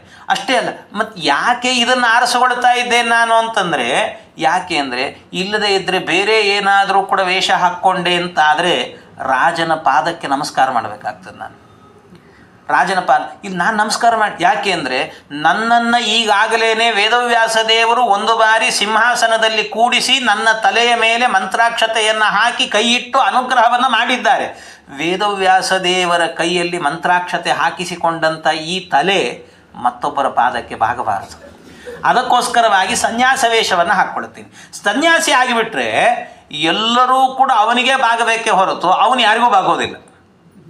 ಸನ್ಯಾಸಿ ಎಲ್ಲಿ ತನಕ ಅಂದರೆ ಅಪ್ಪನಾದವನು ಕೂಡ ಇವನಿಗೆ ಬಾಗಬೇಕಾಗ್ತದೆ, ತಲೆ ಬಾಗಬೇಕಾಗ್ತದೆ. ಹಾಗಾಗಿ ಅಂಥ ವೇಷ ಇದು. ಆದ್ದರಿಂದಾಗಿ ಈ ವೇಷವನ್ನು ನಾನು ಹಾಕ್ಕೊಳ್ತೇನೆ. ಇದಕ್ಕೋಸ್ಕರ ಈ ವೇಷದಿಂದ ನಾನು ಬದುಕ್ತೇನೆ ಅಂತ. ಅಷ್ಟೇ ಅಲ್ಲ, ಜೊತೆಗೆ ಇನ್ನೊಂದೇನು ಅಂತಂದರೆ, ನಾನು ಈ ಪಗಡೆ ಆಟ ಇದೆಯಲ್ವ, ನನ್ನನ್ನು ಶಕುನಿ ಈಗಾಗಲೇ ಮೋಸದಿಂದ ವಂಚನೆಯನ್ನು ಮಾಡಿ ಪಗಡೆ ಆಟದಲ್ಲಿ ನನ್ನನ್ನು ಸೋಲಿಸಿದ್ದಾನೆ. ಈಗ ನಾನು ಆ ಪಗಡೆ ಆಟದಲ್ಲಿ ಎಷ್ಟು ಪರಿಣತಿಯನ್ನು ಪಡೆದಿದ್ದೇನೆ ಅಂತ ಹೇಳಿದರೆ, ಆ ಪರಿಣತಿ ಯಾರು ಬಂದರೂ ನನ್ನನ್ನು ಸೋಲಿಸಲಿಕ್ಕೆ ಸಾಧ್ಯ ಇಲ್ಲ. ಅಂಥ ಪರಿಣತಿಯನ್ನು ಪಡೆದಿದ್ದೇನೆ ನಾನು ಅಂತ ಹೇಳ್ತಾನೆ. ಅಂಥ ಪರಿಣತಿಯನ್ನು ಪಡೆದಿದ್ದೇನೆ ಅಂತ. ಅಂಥ ಪರಿಣತಿಯನ್ನು ಪಡೆದಿದ್ದೇನಾದ್ದರಿಂದ ಅದರಲ್ಲೂ ಕೂಡ ವಿಶೇಷವಾಗಿ ಪಗಡೆ ಆಟದಲ್ಲಿ ವಿರಾಟರಾಜನು ಕೂಡ ಮಹಾ ನಿಪುಣನಂತೆ. ಅವನು ಕೂಡ ಅವನನ್ನು ನಾನು ಎಷ್ಟು ದಿವಸ ಅವನ ಜೊತೆಗಿರ್ತೇನೋ ಪ್ರತಿನಿತ್ಯವೂ ಅವನ ಜೊತೆಗೆ ಪಗಡೆ ಆಟವನ್ನು ಆಡ್ತೇನೆ. 1 ದಿವಸವೂ ಕೂಡ ಅವನಿಂದ ಸೋಲನ್ನು ಬಯಸೋದಿಲ್ಲ, ಸೋಲೋದಿಲ್ಲ. ನಾನು ಪ್ರತಿನಿತ್ಯವೂ ಗೆಲ್ತೇನೆ. ಅಂದರೆ ಅವನಿಗಿನ್ನೂ ಪಗಡೆ ಆಟದ ಬಗ್ಗೆ ಹೆಚ್ಚಿನ ಒಂದು ಚಾಣಾಕ್ಷತೆಯನ್ನು ಹೇಳಿಕೊಡ್ತೇನೆ ಅವನಿಗೆ ಅನ್ನೋದನ್ನು ಇಷ್ಟನ್ನು ಹೇಳಿದ.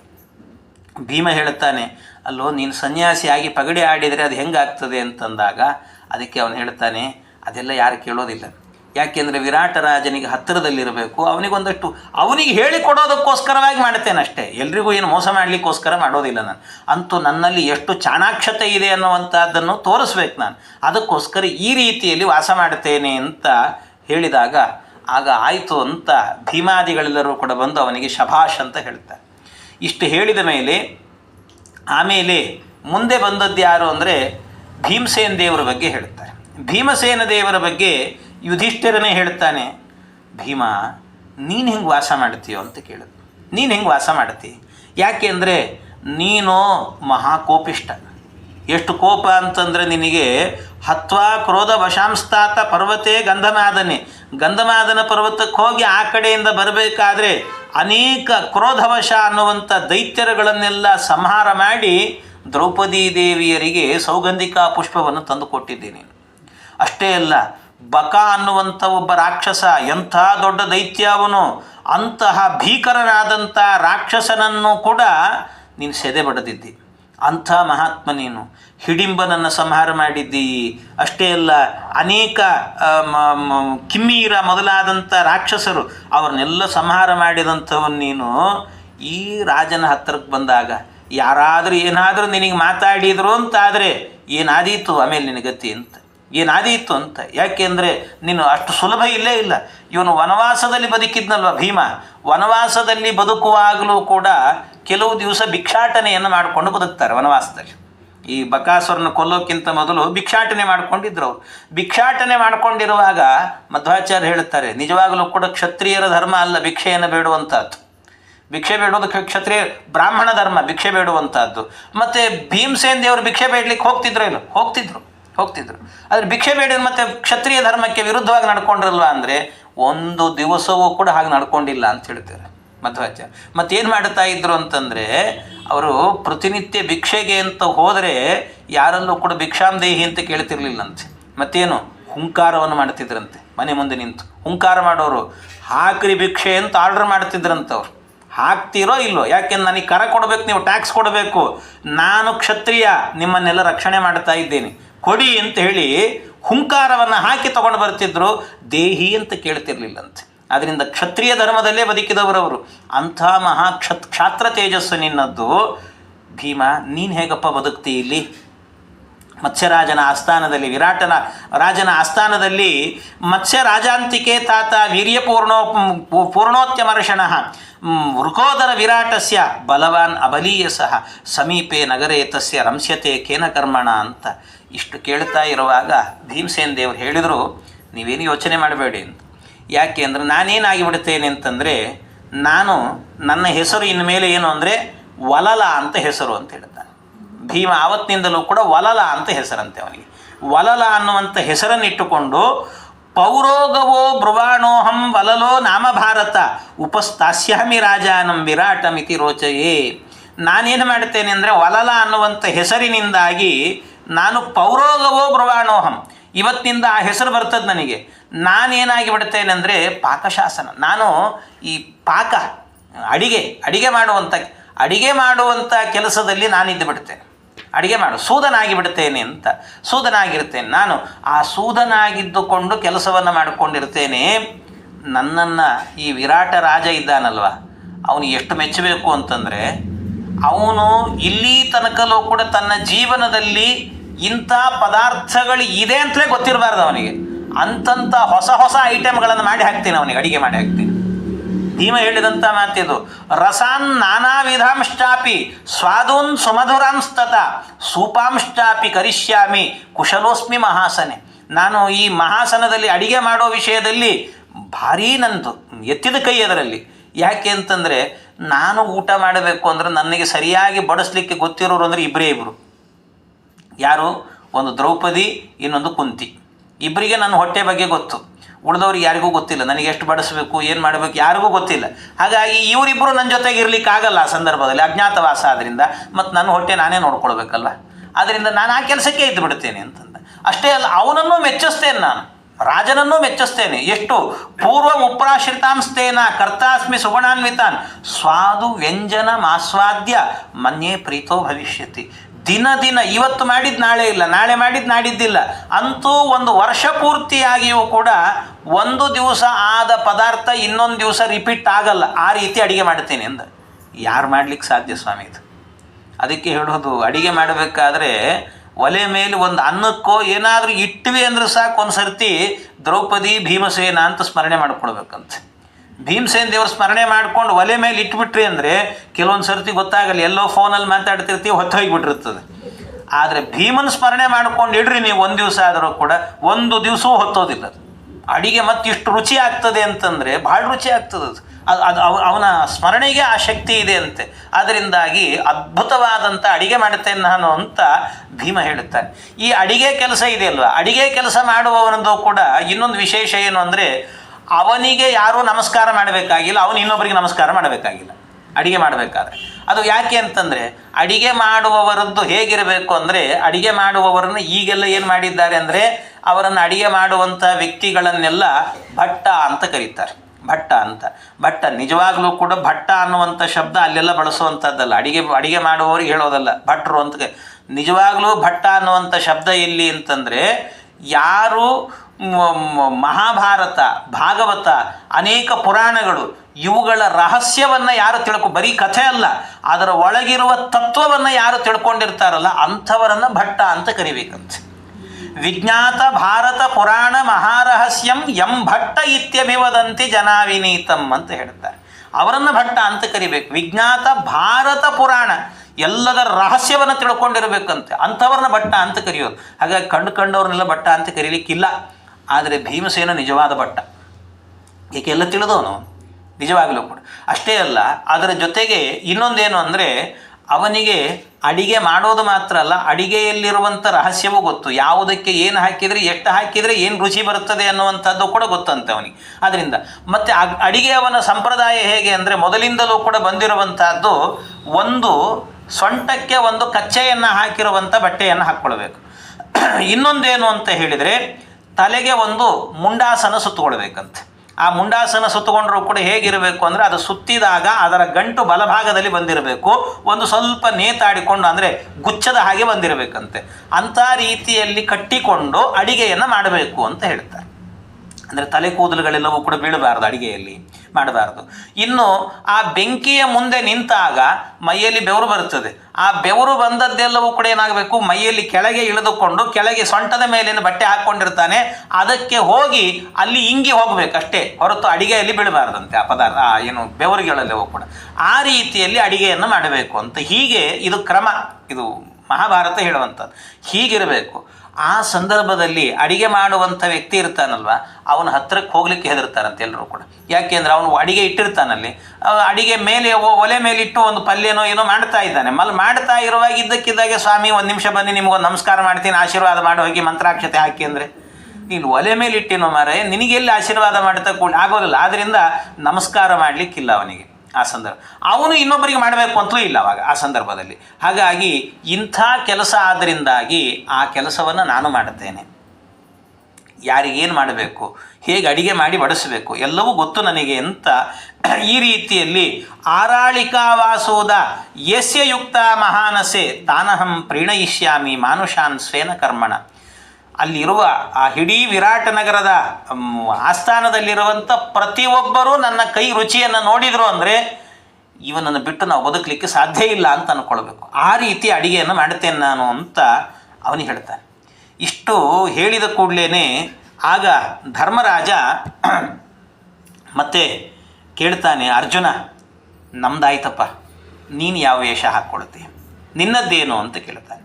ನಿನ್ನದ್ದೇನು ಅಂತ ಕೇಳುವಾಗ ನೀನು ಸಾಮಾನ್ಯ ವ್ಯಕ್ತಿ ಏನಲ್ಲ, ನೀನು ಕೂಡ ಎಂಥವನು ಅಂದರೆ ಯಶ್ಚ ದೇವಾನ್ ಮನುಷ್ಯಾಂಶ್ಚ ಸರ್ವಾಂಶ್ಚೈಕರತೋ ಜಯತು ಸಭೀಮಧನ್ವ ಶ್ವೇತಾಶ್ವ ಪಾಂಡವ ಕಿಂ ಕರಿಷ್ಯತಿ.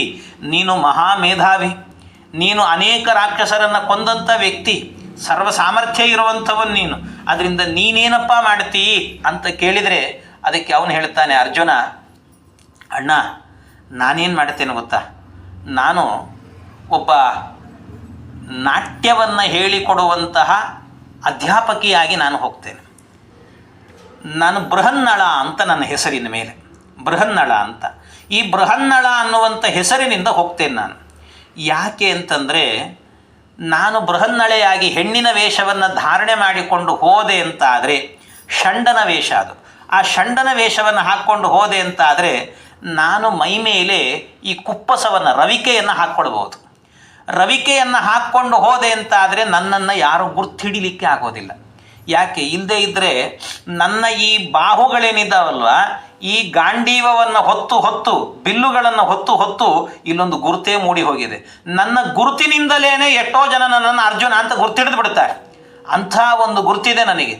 ಆದ್ದರಿಂದ ಆ ಗುರುತು ಕಾಣಬಾರದು ಅಂತಾದರೆ ನಾನೊಂದು ರವಿಕೆಯನ್ನು ಹಾಕ್ಕೊಳ್ಬೇಕು. ಅದಕ್ಕೋಸ್ಕರ ರವಿಕೆ ಹಾಕ್ಕೊಳ್ಳೋದಕ್ಕೋಸ್ಕರವಾಗಿ ಉಭವು ಕಂಚುಕ ಸಂಚನ್ನವು ಲಂಬಿನವು ಜಾನುದೇಶತಃ ವಲಯೈಹಿ ಛಾದಯಿಷ್ಯಾಮಿ. ಛಾದರ್ ಅಂದರೆ ಹೊದ್ದುಕೊಳ್ತೇನೆ, ಅದನ್ನು ಕಾಣದೇ ಇರುವಂತೆ ಹೊದ್ದುಕೊಳ್ತೇನೆ. ಆದ್ದರಿಂದಾಗಿ ಅದನ್ನು ಹೊದ್ದುಕೊಂಡು ಯಾರಿಗೂ ಕಾಣದಂತೆ ಬದುಕ್ತೇನೆ. ಮತ್ತು ನನಗೇನು ಹೆಸರು ಅಂದರೆ ವೇಣೀಕೃತ ಶಿರಾಭೂತ್ವ ಭವಿಷ್ಯಾಮಿ ಬೃಹನ್ನಳ. ನನಗೆ ಇನ್ಮೇಲಿಂದ ಹೆಸರೇನು ಅಂದರೆ ಬೃಹನ್ನಳ ಅಂತ ಹೆಸರು ನನಗೆ. ಯಾಕೆ ವೇಣೀಕೃತ ಶಿರಾಭೂತ್ವ. ಇಲ್ಲಿ ತನಕ 12 ವರ್ಷವೂ ಕೂಡ ಕಟಿಂಗ್ ಮಾಡಿಸಿಲ್ಲ, ತಲೆ ಕೂದಲು ಬೆಳೆದು ಹೋಗಿದೆ ಅವನಿಗೆ, ಕೂದಲು ಬಂದಿದೆ. ಅದನ್ನೇನು ಮಾಡಿದ್ದ, ಜಟೆಯನ್ನಾಗಿ ಕಟ್ಟಿಟ್ಟುಕೊಂಡಿದ್ದ. ಇನ್ಮೇಲೆ ಹಾಗಲ್ಲ, ಅದನ್ನು ಬಿಡಿಸ್ತೇನೆ ಅಂದ ಅವನು. ಬಿಡಿಸ್ತೇನೆ, ನನಗೆ ಹೆರಳು ಹಾಕಬೇಕು ಅಂತಂದು ಹೆರಳು ಹಾಕ್ಕೊಳುತ್ತೇನೆ. ಅಷ್ಟೇ ಅಲ್ಲ, ಹೆರಳು ಹಾಕಿಕೊಂಡು ಬೃಹನ್ನಳ ಅಂದರೆ ಅರ್ಥ ಏನು ಗೊತ್ತಾ? ಬೃಹನ್ನಳ ಅಂದರೆ ಇದೆ, ನಳ ಅಂದರೆ ಕೂದಲು ಅಂತ, ಬೃಹತ್ತಾದ ಅಂದರೆ ಉದ್ದವಾದಂಥ ಅಂತ ಅರ್ಥ. ಅವನ ಕೂದಲು ಎಲ್ಲಿ ತನಕ ಇತ್ತಂತೆ, ಆ ಕೂದಲು ಜಡೆ ಹಾಕ್ಕೊಂಡ್ರೆ ಆ ಕೆಳಗೆ ಮೊಣಕಾಲಿನ ತನಕಲ್ಲೂ ಕೂಡ ಆ ಜಡೆ ಎನ್ನುವಂಥದ್ದು ಬರ್ತಿತ್ತಂತೆ. ಅಂಥ ಉದ್ದವಾಗಿರುವಂಥ ಜಡೆಯನ್ನು ಹಾಕ್ಕೊಳ್ತಾ ಇದ್ದಂತೆ. ಆ ರೀತಿ ಇದ್ದಂಥವನು. ಹಾಗಾಗಿ ಬೃಹನ್ನಳ ಅಂತ ನನಗೆ ಹೆಸರು ಅಂತ. ನಾನು ನೃತ್ಯ, ಗೀತೆ, ವಾದಿತ್ರ ಇವುಗಳನ್ನೆಲ್ಲವನ್ನೂ ಕೂಡ ಸ್ತ್ರೀಯರಿಗೆ, ಹೆಣ್ಣು ಮಕ್ಕಳಿಗೆ ಹೇಳಿಕೊಡ್ತೇನೆ. ನಾನು ಹೇಳಿಕೊಟ್ಟದ್ದನ್ನು ಕಲಿತಂತಹ ಆ ಹೆಣ್ಣು ಮಕ್ಕಳೆಲ್ಲರೂ ಕೂಡ ಮುಂದೆ ಅನೇಕ ವರ್ಷಗಳ ಕಾಲ ನನ್ನ ಶಿಷ್ಯ ಪರಂಪರೆ ಇದು ಅಂತ ಅಂದ್ಕೊಂಡು ಬದುಕಬೇಕು. ಆ ರೀತಿ ಅಷ್ಟು ಅದ್ಭುತವಾಗಿ ನೃತ್ತಂ ಗೀತಂಚ ವಾದಿತ್ರಂ ದಿವ್ಯಂಚ ವಿವಿಧಂ ತಥಾ ಶಿಕ್ಷಯಿಷ್ಯಾಮ್ಯಹಂ ರಾಜನ್ ವಿರಾಟ ನಗರೇ ಸ್ತ್ರೀಯ. ಈ ವಿರಾಟ ನಗರದಲ್ಲಿ ಅನೇಕ ಹೆಣ್ಣು ಮಕ್ಕಳಿಗೆ ಇದನ್ನೆಲ್ಲ ನಾನು ಹೇಳಿಕೊಡ್ತೇನೆ. ಮತ್ತು ಇನ್ನೊಂದೇನು ಗೊತ್ತಾ, ನನಗೆ 1 ವರ್ಷದ ಶಾಪ ಇದೆ, ಊರ್ವಶಿ ಕೊಟ್ಟಿರುವಂಥ ಶಾಪ. ಊರ್ವಶಿ ಅವಳು ಹೇಳಿದ್ಲು, ಊರ್ವಶಿ ನೀನು ನನ್ನ ಜೊತೆಗೆ ವಾಸ ಮಾಡು ಅಂದಾಗ, ಇಲ್ಲ ನೀನು ನಮ್ಮ ಅಜ್ಜಿ ಅಜ್ಜಿಯ ಅಜ್ಜಿ ಅಂದರೆ ಮುತ್ತಜ್ಜಿ, ಅವರ ಅಜ್ಜಿ ಪಿಜ್ಜಿ ಅಂತ, ಅಲ್ಲಿ ತನಕ ಹೋಗಿ ನೀನು ಭಾಳ ದೊಡ್ಡ ಅಜ್ಜಿ, ನನಗೆ ನಿನ್ನ ಜೊತೆಗೆ ನಾನು ಹಾಗೆಲ್ಲ ವಾಸ ಮಾಡಲ್ಲ ಅಂತ ಹೇಳಿದ್ದಕ್ಕೆ ಸಿಟ್ಟಿನಿಂದ ಶಾಪ ಕೊಟ್ಲು, ಷಂಡನಾಗುವಂತ. 1 ವರ್ಷದ ಶಾಪ ಇದೆ. ಹಾಗಾಗಿ ಆ ಶಾಪ ಇರೋದ್ರಿಂದ ವರ್ಷ ಆದ ನಂತರ ಈ ಇಂದ್ರನಿಂದಾಗಿ ಪರಿಹಾರ ಆಗುತ್ತೆ. ಆದ್ದರಿಂದ ಊರ್ವಶ್ಯ ಅಪಿ ಶಾಪೇನ ಪ್ರಾಪ್ತೋಸ್ಮಿ ನೃಪಷಂಡತಾಂ ಶಕ್ರ ಪ್ರಸಾದಾನ್ಮುಕ್ತೋಹಂ ವರ್ಷಾಣಂ ತತ್ರಯೋದಶಂ. ಈ 13ನೇ ವರ್ಷವನ್ನು ನಾನು ಆ ಶಾಪವಂತೆ ಅಂದ್ಕೊಂಡೇನೆ ನಾನು ಹೆಣ್ಣು ಅಂತಂದರೆ ಷಂಡ ಅಂತ ಹೇಳಿದೆ, ಷಂಡನಾಗಿ ಕಳೆದು ಬಿಡ್ತೇನಂತೆ. ಆಮೇಲೆ ನನಗೆ ಇಂದ್ರನ ಅನುಗ್ರಹದಿಂದಾಗಿ ಮತ್ತೆ ನನ್ನತನ ನನಗೆ ಬರುತ್ತೆ, ಅದರಿಂದ ನಾನೇನು ಹೆದರೋದಿಲ್ಲ, ಅದರಿಂದ ನಾನು ಈ ರೀತಿ ವಾಸವನ್ನು ಮಾಡುತ್ತೇನೆ ಅಂತ ಅವನು ಹೇಳಿದ. ಅರ್ಜುನ ಹೇಳಿದ. ಅರ್ಜುನನ ವ್ಯವಸ್ಥೆ ಆಯಿತು. ಅರ್ಜುನನ ವ್ಯವಸ್ಥೆ ಆದ ನಂತರ ಆಮೇಲೆ ಮುಂದೆ ಏನಾಗುತ್ತೆ ಅಂದರೆ, ನಮಾಂ ಪರಿಹರಿಷ್ಯಂತಿ ಕಿಶೋರ ವಡವಾಸ್ತತ ನ ದೃಷ್ಟಾಶ್ಚ ಭವಿಷ್ಯಂತಿ ಪೃಷ್ಠೇ ಧುರಿಚ ಮದ್ಗತಾಹ. ಮುಂದೆ ನಕುಲನನ್ನು ಕೇಳ್ತಾರೆ. ನಕುಲ ನೀನೇನಾಗ್ತೀಯಪ್ಪ ಅಂತ ಕೇಳಿದ. ನೀನೇನಾಗ್ತಿ ಅಂದರೆ ಅವನು ಹೇಳಿದ, ನನ್ನ ಹೆಸರಿನ ಮೇಲಿಂದ ದಾಮಗ್ರಂಥಿ ಅಂತ ಹೆಸರು. ದಾಮಗ್ರಂಥಿ ಅಂತ ಒಬ್ಬ ವಿಚಿತ್ರ ಹೆಸರಿಟ್ಟುಕೊಂಡಿದ್ದಾರೆ ಅವರೆಲ್ಲ ನೋಡಿ. ಎಂತಿಂಥ ಕಂಕ ಆಯಿತು, ವಲಲ ಆಯಿತು, ಬೃಹನ್ನಳ ಆಯಿತು, ದಾಮಗ್ರಂಥಿ ಅಂತ ಹೆಸರು. ಈ ದಾಮಗ್ರಂಥಿ ಅನ್ನುವಂಥ ಹೆಸರಿನಿಂದಾಗಿ ನಾನೇನು ಮಾಡುತ್ತೇನೆ ಅಂದರೆ, ನನಗೆ ಈ ಕುದುರೆಗಳನ್ನು ಪಳಗಿಸಿ ಗೊತ್ತು ನನಗೆ ಅಂತ ಹೇಳ್ತಾರೆ. ಚೆನ್ನಾಗಿ ಕುದುರೆಗಳನ್ನು ಪಳಗಿಸಿ ಗೊತ್ತು. ಹಾಗಾಗಿ ಆ ವಿರಾಟ ರಾಜನ ಆಸ್ಥಾನದಲ್ಲಿದ್ದುಕೊಂಡು ಕುದುರೆಗಳನ್ನು ನೋಡಿಕೊಳ್ಳುವಂಥ ಕೆಲಸವನ್ನು ನಾನು ಮಾಡುತ್ತೇನೆ ಅಂತ ಹೇಳ್ತಾರೆ. ನನಗೆ ಎಷ್ಟರ ಮಟ್ಟಿಗೆ ಅಂದರೆ, ಕುದುರೆಗಳನ್ನು ಯಾವ ಕುದುರೆ ಯಾವ ರೀತಿ ಓಡುತ್ತೆ ನೋಡಿದ ತಕ್ಷಣ ಹೇಳಿಬಿಡ್ತೇನೆ ನಾನು. ಈ ಕುದುರೆ ಎಷ್ಟು ದಿವಸ ಬದುಕುತ್ತೆ, ಎಷ್ಟು ದಿವಸ ಚೆನ್ನಾಗಿದು ಯುದ್ಧಕ್ಕೆ ಕೆಲಸಕ್ಕೆ ಬರುತ್ತೆ, ಎಲ್ಲವನ್ನೂ ಹೇಳುವ ಸಾಮರ್ಥ್ಯ ಇದೆ ನನಗೆ. ಹಾಗಾಗಿ ಈ ಕೆಲಸವನ್ನು ನಾನು ವಹಿಸಿಕೊಳ್ಳುತ್ತೇನೆ ಅಂತ ಈ ನಕುಲ ಹೇಳುತ್ತಾರೆ. ನಕುಲ ಹೇಳಿದ ನಂತರ ಸಹದೇವನನ್ನು ಕೇಳಿದರೆ ನೀನೇನಾಗ್ತೀಯ ಅಂತ. ಆ ಸಹದೇವ ಹೇಳ್ತಾನೆ, ನಾನು ಇನ್ನು ಮುಂದೆ ಗೋಸಂಖ್ಯಾತ ಭವಿಷ್ಯಾಮಿ ವಿರಾಟಸ್ಯೇತಿ ರೋಚಯೇ ಪ್ರತಿಮೋಕ್ತಾಚ ದೋಗ್ಧಾಚ ಸಂಖ್ಯಾನ ಕುಶಲೋ ಗವಾಂ. ನಾನು ಇನ್ನು ಮುಂದೆ ಏನಾಗ್ತೇನೆ ಅಂದರೆ, ನನ್ನ ಹೆಸರು ತಂತ್ರಿಪಾಲ ಅಂತ ಹೆಸರು. ತಂತ್ರಿಪಾಲ ಅಂತ. ತಂತ್ರಿಪಾಲ ಅಂದರೆ ಈ ಗೋವು ಇರ್ತದಲ್ಲ, ಹಸುಗಳನ್ನು ನೋಡಿಕೊಳ್ಳುವಂಥ ಕೆಲಸ ನನ್ನದ್ದು. ಅಂದರೆ ಹಸುಗಳ ಮೂಗುದಾರ ಇರುತ್ತಲ್ವ, ಮೂಗುದಾರ ಅದನ್ನು ತಂತಿ ಅಂತಾರಲ್ಲ, ತಂತಿನೇ ತಂತ್ರಿ ಆಗಿದೆ ಸಂಸ್ಕೃತದಲ್ಲಿ ಹೋಗಿ. ಅಂದರೆ ತಂತಿ, ಆ ತಂತಿಗಳನ್ನು ಹಿಡ್ಕೊಂಡು ಅವುಗಳನ್ನು ಸರಿಯಾಗಿ ಅಂದರೆ ಗೋವುಗಳನ್ನು ಚೆನ್ನಾಗಿ ನೋಡಿಕೊಳ್ಳುವಂಥ ಕೆಲಸವನ್ನು ನಾನು ಮಾಡ್ತೇನೆ, ಗೋಪಾಲಕನಾಗ್ತೇನೆ ಅಂತ ಹೇಳಿದೆ. ಗೋಪಾಲಕನಾಗ್ತೇನೆ ಅಂದಾಗಲ್ಲ, ನಿನಗೆಲ್ಲ ಗೊತ್ತೇನೋ ಅಂದರೆ, ಅಣ್ಣ ನಿನಗೊಂದು ವಿಷಯ ಗೊತ್ತಿಲ್ಲ, ಬರೀ ಎಲ್ಲ ದ್ರೌಪದಿ ದೇವಿಯರೇ ಮನೆ ಪೂರ್ತಿ ನೋಡ್ಕೊಂಡಿದ್ದಾಳೆ ಅಂತ ನೀನು ತಿಳ್ಕೊಂಡಿದ್ದಿ. ಆದರೆ ನಿಜವಾಗಲೂ ಹೇಳಬೇಕು ಅಂದರೆ, ಮನೆಯಲ್ಲಿ ಇದ್ದಂಥ ಹಸುಗಳನ್ನೆಲ್ಲ ನಾನು ನೋಡ್ಕೊಳ್ತಾ ಇದ್ದೆ ಅಂತ ಹೇಳ್ತಾನೆ. ನಾನು ನೋಡ್ಕೊಳ್ತಾ ಇದ್ದೆ ಹಸುಗಳನ್ನೆಲ್ಲ. ಹಾಗಾಗಿ ನಿನಗೆ ಗೊತ್ತಿಲ್ಲ ಪೂರ್ಣವಾಗಿ ಅಂತಂದ. ಹಾಗಾಗಿ ಈ ಹಸುಗಳನ್ನು ನಾನು ನೋಡ್ಕೊಳ್ತೇನೆ. ಎಷ್ಟರ ಮಟ್ಟಿಗೆ ಅಂತಂದರೆ, ಅವನಿಗೆ ಅರೋಗ ಬಹುಲ ಪುಷ್ಟಾಹ ಕ್ಷೀರವತ್ಯೋ ಬಹುಪ್ರಜಾಹ.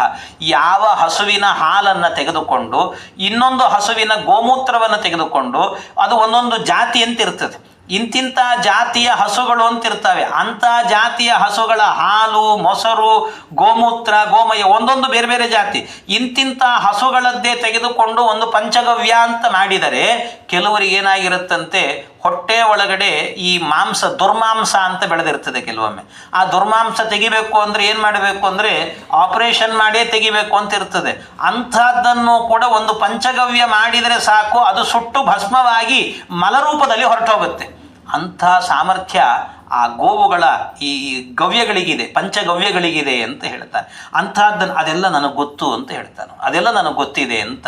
ಈ ಕೆಲವು ವಿಷಯಕ್ಕೆ ಕೆಲವೊಂದನ್ನೇ ಮಾಡಬೇಕು ಅಂತ. ಅದರಲ್ಲಿ ಹೇಗೆ ಅಂದರೆ, ಅನಡ್ವ ಮತ್ತು ಗೋ ಅಂತ. ಅನಡ್ವ ಅಂತಂದರೆ ಈ ಎತ್ತು ಈ ಮೊದಲನೇ ಬಾರಿ ಚೌಲವನ್ನು ಮಾಡ್ತಾರೆ ನೋಡಿ. ಚೌಲವನ್ನು ಮಾಡಬೇಕಾದ್ರೆ ಆ ಮಗುವಿನ ತಲೆಗೆಲ್ಲ ಗೋಮೂತ್ರ ಗೋಮಯಗಳನ್ನು ಹಚ್ಚಲಿಕ್ಕೆ ಇರ್ತದೆ. ಆ ಗೋಮೂತ್ರ ಯಾವುದು ಹಚ್ಚಬೇಕು ಅಂದರೆ, ಎತ್ತಿನ ಗೋಮೂತ್ರವನ್ನು ಹಚ್ಚಬೇಕು. ಗೋಮೂತ್ರ ಅನ್ನೋ ಶಬ್ದಕ್ಕೆ ಗೋ ಅಂದರೆ ಬರೀ ಹೆಣ್ಣು ಅಂತ ಅಷ್ಟೇ ಅರ್ಥ ಅಲ್ಲ, ಅಂದರೆ ಆಕಳು ಮಾತ್ರ ಅಲ್ಲ, ಅದು ಪುಲ್ಲಿಂಗಕ್ಕೂ ಕೂಡ ಗೋ ಅಂತ ಹೆಸರಿದೆ. ಹಾಗಾಗಿ ಗೋ ಅಂತಂದರೆ ಎತ್ತು. ಆ ಎತ್ತಿನ ಆ ಏನು ಮೂತ್ರ ಇದೆ, ಗೋಮೂತ್ರ ಇದೆ, ಆ ಗೋಮೂತ್ರವನ್ನು ಹಚ್ಚಿ ಅವನಿಗೆ ತಲೆಯನ್ನು ಮೊದಲನೇ ಬಾರಿ ತೆಗಿಬೇಕು ಅಂತ ಇದು ಶಾಸ್ತ್ರ ಹೇಳುವಂಥದ್ದು. ಇದೆಲ್ಲ ನನಗೆ ಗೊತ್ತಿದೆ ಅಂತ ಹೇಳ್ತಾರೆ. ಅದಕ್ಕೋಸ್ಕರ ಯತ್ವಗಸ್ತಿ ಕೃತಂ ಪಾಪಂ ದೇಹೇ ತಿಷ್ಠತಿ ಮಾಮಕ್ಕೆ ಪ್ರಾಶನಾತ್ ಪಂಚಗವ್ಯಸ್ಯ ದಹತ್ಯಗ್ನಿರಿವೇಂದನಂ ಅಂತ. ಕಟ್ಟಿಗೆಯನ್ನು ಬೆಂಕಿ ಸುಡುವಂತೆ ಒಳಗೆ ಇರುವಂಥ ಎಲ್ಲ ಪಾಪಗಳನ್ನು ಕೂಡ ಸುಡುವ ಶಕ್ತಿ ಪಂಚಗವ್ಯಕ್ಕೆ ಇದೆ ಅಂತ ಹೇಳ್ತಾನೆ. ಹಾಗಾಗಿ ಇಂತಹ ಪಂಚಗವ್ಯ ಇದರ ಬಗ್ಗೆ ಎಲ್ಲ ತಿಳುವಳಿಕೆ ಇದೆ ನನಗೆ, ಆದ್ದರಿಂದ ಆ ಕೆಲಸವನ್ನು ನಾನು ಮಾಡ್ತೀನಿ. ರಕ್ಷಣಂ ಚರಿತಂ ಚೈವ ಗವಾಂ ಮಂಗಲ ಲಕ್ಷಣಂ ತತ್ಸರ್ವಮ್ಮೆ ಸುವಿದಿತಂ ಅನ್ಯಚ್ಚಾಪಿ ಮಹೀಪತೆ ಅಂತ ಈ ಕೆಲಸವನ್ನು ನಾನು ಮಾಡುತ್ತೇನೆ ಅಂತ ಹೇಳಿದ. ಎಲ್ಲ 5 ಜನ ಅಣ್ಣ ತಮ್ಮಂದರದ್ದು ಕೂಡ ಏನೇನು ಕೆಲಸ ಅಂತ ನಿಶ್ಚಯ ಆಯಿತು. ಇಷ್ಟೆಲ್ಲ ಆದ ನಂತರ ಮುಂದೆ ಕೊನೆಯಲ್ಲಿ ಕೇಳಿದ್ದು ಕೇನಾತ್ರ ಕರ್ಮಣ ಕೃಷ್ಣ ದ್ರೌಪದಿ ವಿಚರಿಷ್ಯತಿ ಅಂತ. ನಾವೆಲ್ಲ ಏನೋ ಆಗಿಬಿಟ್ವಿ, ಆದರೆ ದ್ರೌಪದಿ ಮಹಾಸುಂದರಿ ನೀನು. ಅಷ್ಟೇ ಅಲ್ಲ, ನೀನು ಸಾಮಾನ್ಯ ವ್ಯಕ್ತಿ ಅಲ್ಲ, ಎಂಥವಳು ನೀನು, ಅಯೋನಿಜಳು ನೀನು, ಬೆಂಕಿಯಲ್ಲಿ ಹುಟ್ಟಿ ಬಂದಂಥವಳು ನೀನು ಮತ್ತೊಬ್ಬರಿಗೆ ನಮಸ್ಕಾರ ಮಾಡಿಕೊಂಡು ಇರುವಂಥದ್ದನ್ನು ನಾವು ನೋಡಲಿಕ್ಕಾಗಲ್ಲ. ನೀನು ಹಾಗೇನಾದರೂ ವಾಸ ಮಾಡುತ್ತಿ ಅಂದರೆ ಅಜ್ಞಾತವಾಸವೇ ಬೇಡ ಅಂತ ಅನಿಸ್ಬಿಡುತ್ತೆ ನಮಗೆ. ನೀನು ಹೇಗಿರ್ತೀಯ, ಯಾವ ರೀತಿಯಲ್ಲಿ ಬದುಕ್ತೀಯ ನೀನು ಅಂತ, 1 ವರ್ಷದ ಕಾಲ ಹೇಗಿರ್ತಿ ನೀನು ಅಂತ ಕೇಳುವಾಗ ಆ ದ್ರೌಪದಿ ದೇವಿಯರು ಹೇಳುತ್ತಾರೆ, ಅಹಂ ವತ್ಸ್ಯಾಮಿ ರಾಜೇಂದ್ರ ನಿರ್ವೃತೋ ಭವಪಾರ್ಥಿವ ಯಥಾತೆ ಮತ್ಕೃತೆ ಶೋಕೋ ನ ಭವೇ ನೃಪತಚ್ಛೃಣು. ನನ್ನ ಬಗ್ಗೆ ಯೋಚನೆ ಮಾಡಬೇಡಿ, ನಾನು ಯಾಗೋ ಒಂದು ಕಳೆದು ಬಿಡ್ತೇನೆ, ಕಾಲ ಕಳಿತೇನೆ ಅಂತಂದು. ಹೇಗೆ ಅಂದರೆ ವೃತ್ತಂ ತಚ್ಚ ಸಮಾಖ್ಯಾಸ್ಯೆ ಶಮಾಪ್ನು ಹಿ ವಿಷಾಂಪತೆ. ಅದನ್ನು ಕೇಳಿ ನಾನು ಹೇಳ್ತೇನೆ. ನಾನು ಇನ್ನು ಮುಂದೆ ನನ್ನ ಹೆಸರೇನು ಅಂತಂದರೆ, ನನ್ನ ಹೆಸರು ಮಾಲಿನಿ ಅಂತ ಹೆಸರು, ಮಾಲಿನಿ ಅಂತ ಅದೊಂದು ಹೆಸರು. ಯಾವಾಗ ಅದು ಹೇಳ್ತಾಳೆ, ನಾನು ಒಂದು ಸರ್ತಿ ವನವಾಸದಲ್ಲಿದ್ದಾಗ ಸತ್ಯಭಾಮಾದೇವಿ ಬಂದು ನನ್ನ ಜೊತೆಗೆ ಮಾತಾಡಿಸುವಾಗ ಸುಮ್ಮನೆ ತಮಾಷೆಗೋಸ್ಕರ ಒಂದು ಸರ್ತಿ ನನಗೆ ಮಾಲಿನಿ ಅಂತ ಕರೆದ್ಲು. ಒಮ್ಮೆ ಆ ಹೆಸರು ಯಾಕೋ ಖುಷಿ ಆಯಿತು, ಅದು ಸತ್ಯಭಾಮೆ ಕೊಟ್ಟದ್ದು ಅಂತ ಆ ಹೆಸರಲ್ಲಿ ಇದ್ದುಬಿಡ್ತೇನೆ. ಮತ್ತು ಹೀಗೆ ಬದುಕೋದು ಹೇಗೆ ಅಂದರೆ, ಸೈರಂಧ್ರಿ ಜಾತಿ ಸಂಪನ್ನ ನಾಮ್ನಾಹಂ ವ್ರತಚಾರಿಣಿ. ಸೈರಂಧ್ರಿ ಎನ್ನುವಂಥ ಜಾತಿ, ಅದೊಂದು ಜಾತಿ. ಸೈರಂಧ್ರಿ ಅನ್ನೋದು ಹೆಸರಲ್ಲ, ಸೈರಂಧ್ರಿ ಎನ್ನುವಂಥದ್ದೊಂದು ಜಾತಿ. ಅದು ಆ ಜಾತಿಗಿರುವಂಥ ಹೆಸರು. ಅವರ ಕೆಲಸ ಏನು ಅಂತಂದರೆ, ಸೈರಂಧ್ರ್ಯೋ ರಕ್ಷಿತಾ ಸ್ತ್ರೀಣಾಂ ಭುಜಿಷ್ಯ ಸಂತಿ ಭಾರತ ಏಕಪತ್ನ್ಯ ಸ್ತ್ರೀಯಶ್ಚೈತ ಇತಿ ಲೋಕಸ್ಯ ನಿಶ್ಚಯ ಅಂತ. ಸೈರಂಧ್ರಿ ಆದವಳು, ಅವಳ ಕೆಲಸ ಏನು ಅಂದರೆ, ರಾಜಕುಮಾರಿ ಇರ್ತಾಳಲ್ವ, ಆ ರಾಜಕುಮಾರಿ ಪ್ರತಿನಿತ್ಯವೂ ಕೂಡ ಮೈಗೆ ಯಾವ ರೀತಿಯ ಸುಗಂಧವನ್ನು ಹಾಕ್ಕೊಳ್ಬೇಕು ಮತ್ತು ಅವಳ ಕೇಶ ರಾಶಿ, ತಲೆಕೂದಲು, ಆ ತಲೆಕೂದಲನ್ನು ಹೇಗೆ ಬಾಚಿಕೊಳ್ಳಬೇಕು ಅಂತ ಮಾಡುವಂಥ ಕೆಲಸ ಇದೆಯಲ್ಲ, ಇದು ಸೈರಂಧ್ರಿ ಜಾತಿಗೆ ಸೇರಿರುವಂಥ ಕೆಲಸ. ಆ ಕೆಲಸವನ್ನು ನಾನು ಮಾಡಿಕೊಂಡಿರ್ತೇನೆ ಅಂತ ಇಷ್ಟನ್ನು ಹೇಳಿದ ಕೂಡಲೇ ಆಯಿತು ಅಂತ ಎಲ್ಲ ಒಪ್ಪಿಕೊಂಡ್ರು. ಇದನ್ನೆಲ್ಲ ಕೇಳಿದಂತಹ ದೌಮ್ಯರು ಹೇಳಿದರು, ದೌಮ್ಯರು ಎದುರಲ್ಲಿ ಇಷ್ಟೆಲ್ಲ ಚರ್ಚೆ ನಡೆದದ್ದು. ದೌಮ್ಯರು ಹೇಳಿದರು, ನಿಮಗೆಲ್ಲ ಒಳ್ಳೆಯದಾಗಲಿ, ಹೋಗಿ ಬನ್ನಿ ನೀವು ಅಂತ. ಪುರೋಹಿತೋಯಂ ಅಸ್ಮಾಕಂ ಅಗ್ನಿಹೋತ್ರಾಣಿ ರಕ್ಷತು. ಆಗ ಇವನು ಹೇಳಿದ, ಧರ್ಮರಾಜ, ಸ್ವಾಮಿ ನನ್ನ ಅಗ್ನಿಯನ್ನು ನೀವು ರಕ್ಷಣೆ ಮಾಡಿಕೊಂಡಿರಿ. ಔಪಾಸನಾಗ್ನಿ ಅಂತ ಇರ್ತದೆ. ಸನ್ಯಾಸಿಗಳಿಗೆ ಅಗ್ನಿ ರಕ್ಷಣೆ ಅನ್ನೋದಿಲ್ಲ, ಸನ್ಯಾಸಿಗಳು ಹೋಮ ಮಾಡಲಿಕ್ಕೆ ಅಧಿಕಾರ ಇಲ್ಲ ಅವರಿಗೆ.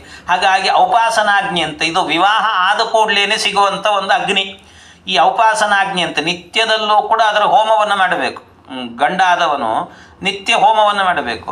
ಆ ಹೋಮವನ್ನು ಔಪಾಸನ ಅಂತ ಒಂದು ಸಣ್ಣದಾದಂಥ ಒಂದು ಹೋಮ, ಆ ಹೋಮವನ್ನು ಮಾಡಿದರೆ ಅಗ್ನಿ ಏನಾಗುತ್ತೆ ಅಂದರೆ, ಅಲ್ಲಿ ತರೋದು, ಹೋಮವನ್ನು ಮಾಡೋದು, ಮತ್ತೆ ಪ್ರತ್ಯಾವಾಹನೆ ಮಾಡೋದು, ಹೃದಯದಲ್ಲಿ ಇಟ್ಟುಕೊಳ್ಳೋದು ಆ ಅಗ್ನಿಯನ್ನು, ಮತ್ತೆ ನಾಳೆ ದಿವಸ ಮತ್ತೆ ಮಾಡೋದು, ಈ ರೀತಿ ಮಾಡೋದಿದೆಯಲ್ಲ, ಇದು ಔಪಾಸನಾಗ್ನಿ ಅಂತ. ಈ ಔಪಾಸನಾಗ್ನಿ ಇದೆಯಲ್ವ, ಈ ಅಗ್ನಿಯನ್ನೇ ನಾವು, ಅಂದರೆ ನಮ್ಮ ಪ್ರಾಣ ಹೋಗುತ್ತಲ್ವ, ನಮ್ಮ ಪ್ರಾಣ ಹೋದಾಗ ಈ ಅಗ್ನಿಯೇ ಅಲ್ಲಿ ಬರೋದಂತೆ. ನಾವು ನಿತ್ಯ ಏನು ಆರಾಧನೆ ಮಾಡಿರ್ತೀವಿ ಅಗ್ನಿ, ಆ ಅಗ್ನಿಯಲ್ಲಿ ಬರೋದು. ಇಲ್ಲದೇ ಇದ್ದರೆ ಏನಾಗುತ್ತೆ, ಪ್ರಾಣ ಹೋದಾಗ ಮನೆ ಮುಂದೆ ಬೆಂಕಿಯನ್ನು ಹಾಕ್ತಾರೆ. ಬೆಂಕಿಯನ್ನು ಹಾಕಿದಾಗ ಅಲ್ಲಿ ಒಂದು ಮಂತ್ರಾಗ್ನಿ ಅಂತ ಹೇಳ್ತಾರೆ. ಮಂತ್ರಾಗ್ನಿ ಅಂದರೆ ಮಂತ್ರದಿಂದ ಒಂದು ಅಗ್ನಿ ಹುಟ್ಟುತ್ತೆ. ಆ ಅಗ್ನಿ ಹುಟ್ಟಬೇಕು ಅಂದರೆ ನಾವು ನಿತ್ಯ ಅಗ್ನಿಯ ರಕ್ಷಣೆ ಮಾಡಿಕೊಂಡಿರಬೇಕು. ಆ ಅಗ್ನಿ ರಕ್ಷಣೆ ಮಾಡಿಕೊಂಡಿದ್ದರೆ ಕೊನೆಯಲ್ಲಿ ನಮ್ಮ ಜೊತೆಗೆ ಬರ್ತದೆ ಅದು. ಹಾಗಾಗಿ ಅಂಥ ಅಗ್ನಿ ಬರಬೇಕು ಅಂದರೆ ನಿತ್ಯವೂ ಕೂಡ ಈ ಔಪಾಸನಾಗ್ನಿಯನ್ನು ರಕ್ಷಣೆ ಮಾಡಿಕೊಂಡು. ಆದರೆ ಸನ್ಯಾಸ ಧರ್ಮದಲ್ಲಿರುವಾಗ ಅಗ್ನಿ ರಕ್ಷಣೆ ಮಾಡಿಕೊಳ್ಳಿಕ್ಕಾಗಲ್ಲ. ಯಾಕೆ ಅದು ಹೋಮದ ಅಧಿಕಾರ ಇಲ್ಲ. ಅದಕ್ಕೆ ನಾನು ಬರುವಲ್ಲಿಯ ತನಕಲೂ ಕೂಡ ನನ್ನ ಅಗ್ನಿಯ ರಕ್ಷಣೆ ನೀವು ಮಾಡಿ ಅಂತ ಪುರೋಹಿತರಿಗೆ ಕೊಟ್ಟರು. ಪುರೋಹಿತ ಅಂತಂದರೆ ಇದಕ್ಕೆ ಹೇಳೋದು. ಎಂಥ ಇಷ್ಟು ಗಹನವಾದ ವಿಚಾರಗಳನ್ನೆಲ್ಲವನ್ನು ಕೂಡ ಪುರೋಹಿತರ ಎದರಲ್ಲಿ ಹಂಚಿಕೊಂಡಿದ್ದಾರೆ ಅಂತಂದರೆ, ಆ ಪುರೋಹಿತರ ಮೇಲೆ ಎಷ್ಟು ವಿಶ್ವಾಸ ಇರಬೇಕು ಇವರಿಗೆ. ಅಂದರೆ ಆ ಪುರೋಹಿತರು ಕೂಡ ಅಷ್ಟೇ ವಿಶ್ವಾಸದಿಂದ ಇರಬೇಕಲ್ಲ ಇವರ ಜೊತೆಗೆ. ಹಾಗಾಗಿ ಆ ವಿಶ್ವಾಸವನ್ನು ಇವರಿಗೆ ಮೂಡಿಸಿ ಇಷ್ಟೆಲ್ಲ ಮಾತನಾಡಿ ನೀವು ಹೋಗಿ ಬನ್ನಿ, ನಿಮಗೆ ಒಳ್ಳೆಯದಾಗಲಿ ಅಂತ ಈ ರೀತಿಯಲ್ಲಿ ಇಂದ್ರಸೇನ ಮುಖಾಶ್ಚೈತೆ ರಥಾನಾದಾಯ ಕೇವಲಾನ್ ಯಾಂತು ದ್ವಾರವತೀಂ ಶೀಘ್ರಂ ಇತಿಮೇ ವರ್ತತೆ ಮತಿಹಿ ಅಂತ ಇಂದ್ರಸೇನ ಮೊದಲಾದವ್ರನ್ನ ಕರೆದು ನೀವು ದ್ವಾರಾವತಿಗೆ, ನೀವು ದ್ವಾರಕಾಪಟ್ಟಣಕ್ಕೆ ಹೋಗ್ರಿ, ಕೃಷ್ಣ ಇರೋ ಜಾಗಕ್ಕೆ ಹೋಗಿಬಿಟ್ರೆ ಸೇಫ್ ಆಗಿರ್ತೀರಿ ಅಂತ ಹೇಳಿ ಈ ದೌಮ್ಯರನ್ನು ಕಳಿಸಿಕೊಡ್ತಾ ಇದ್ದಾರಂತೆ. ಕಳಿಸಿಕೊಟ್ಟಾದ ನಂತರ ಅಂದರೆ ಅವರು ಕಳಿಸಿಕೊಡಬೇಕಾದ್ರೆ ಒಂದಷ್ಟು ದೌಮ್ಯ ಮಹರ್ಷಿಗಳು ಒಂದಷ್ಟು ಉಪದೇಶವನ್ನು ಮಾಡುತ್ತಾರೆ. ಆ ಉಪದೇಶಗಳೆಲ್ಲವೂ ಕೂಡ ಬಹಳ ಚೆನ್ನಾಗಿರುವಂಥ ಉಪದೇಶ ಅದು. ಆ ಉಪದೇಶದಲ್ಲಿ ಮುಖ್ಯ, ನಾನು ಆ ಉಪದೇಶಗಳ ಎಲ್ಲ ಭಾಗಗಳನ್ನು ಹೇಳೋದು, ಯಾಕೆಂದ್ರೆ ಮುಂದಿನ ಕತೆ ತುಂಬ ಇದೆ, ಅದರಿಂದಾಗಿ ಹೆಚ್ಚು ಹೇಳಲ್ಲ. ಅದೊಂದು ಭಗವದ್ಗೀತೆ ಅಂತ ತಿಳ್ಕೊಳ್ರಿ. ದೌಮ್ಯರು ಮಾಡಿದ ಉಪದೇಶ ಏನಿದೆಯಲ್ಲ ಅದು ಒಂದು ಭಗವದ್ಗೀತೆ. ಒಬ್ಬ ರಾಜನ ಎದುರಲ್ಲಿ ಹೇಗೆ ಬದುಕಬೇಕು, ರಾಜನ ಎದುರಲ್ಲಿ ಹೇಗೆ ಬದುಕಬೇಕು, ರಾಜನ ಎದುರಲ್ಲಿ ಹೇಗೆ ಬದುಕಬೇಕು ಅಂತನ್ನೋದನ್ನು ಹೇಳುತ್ತೇನೆ ಅಂತ. ಯಾಕೆ ನೀವು ರಾಜರುಗಳು, ದೊಡ್ಡ ದೊಡ್ಡ ವ್ಯಕ್ತಿಗಳು, ನೀವು ಕೆಲವೊಮ್ಮೆ ಏನಾಗುತ್ತೆ ಅಂದರೆ ರಾಜ ಬಂದಾಗ ಎದ್ದು ನಿಲ್ಲಬೇಕು ಅಂತ.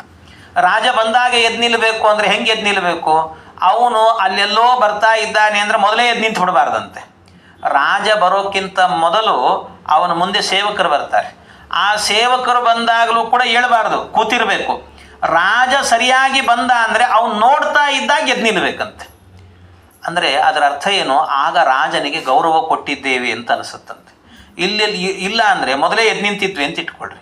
ಆ ರಾಜ ಬಂದ, ಏನೋ ಸುಮ್ಮನೆ ಎದ್ದು ನಿಂತ ಅಂದ್ಬಿಡು ಅಂತ ಅಂದ್ಕೊಂಡು ಸುಮ್ಮನೆ ಹೋಗಿಬಿಡ್ತಾನೆ.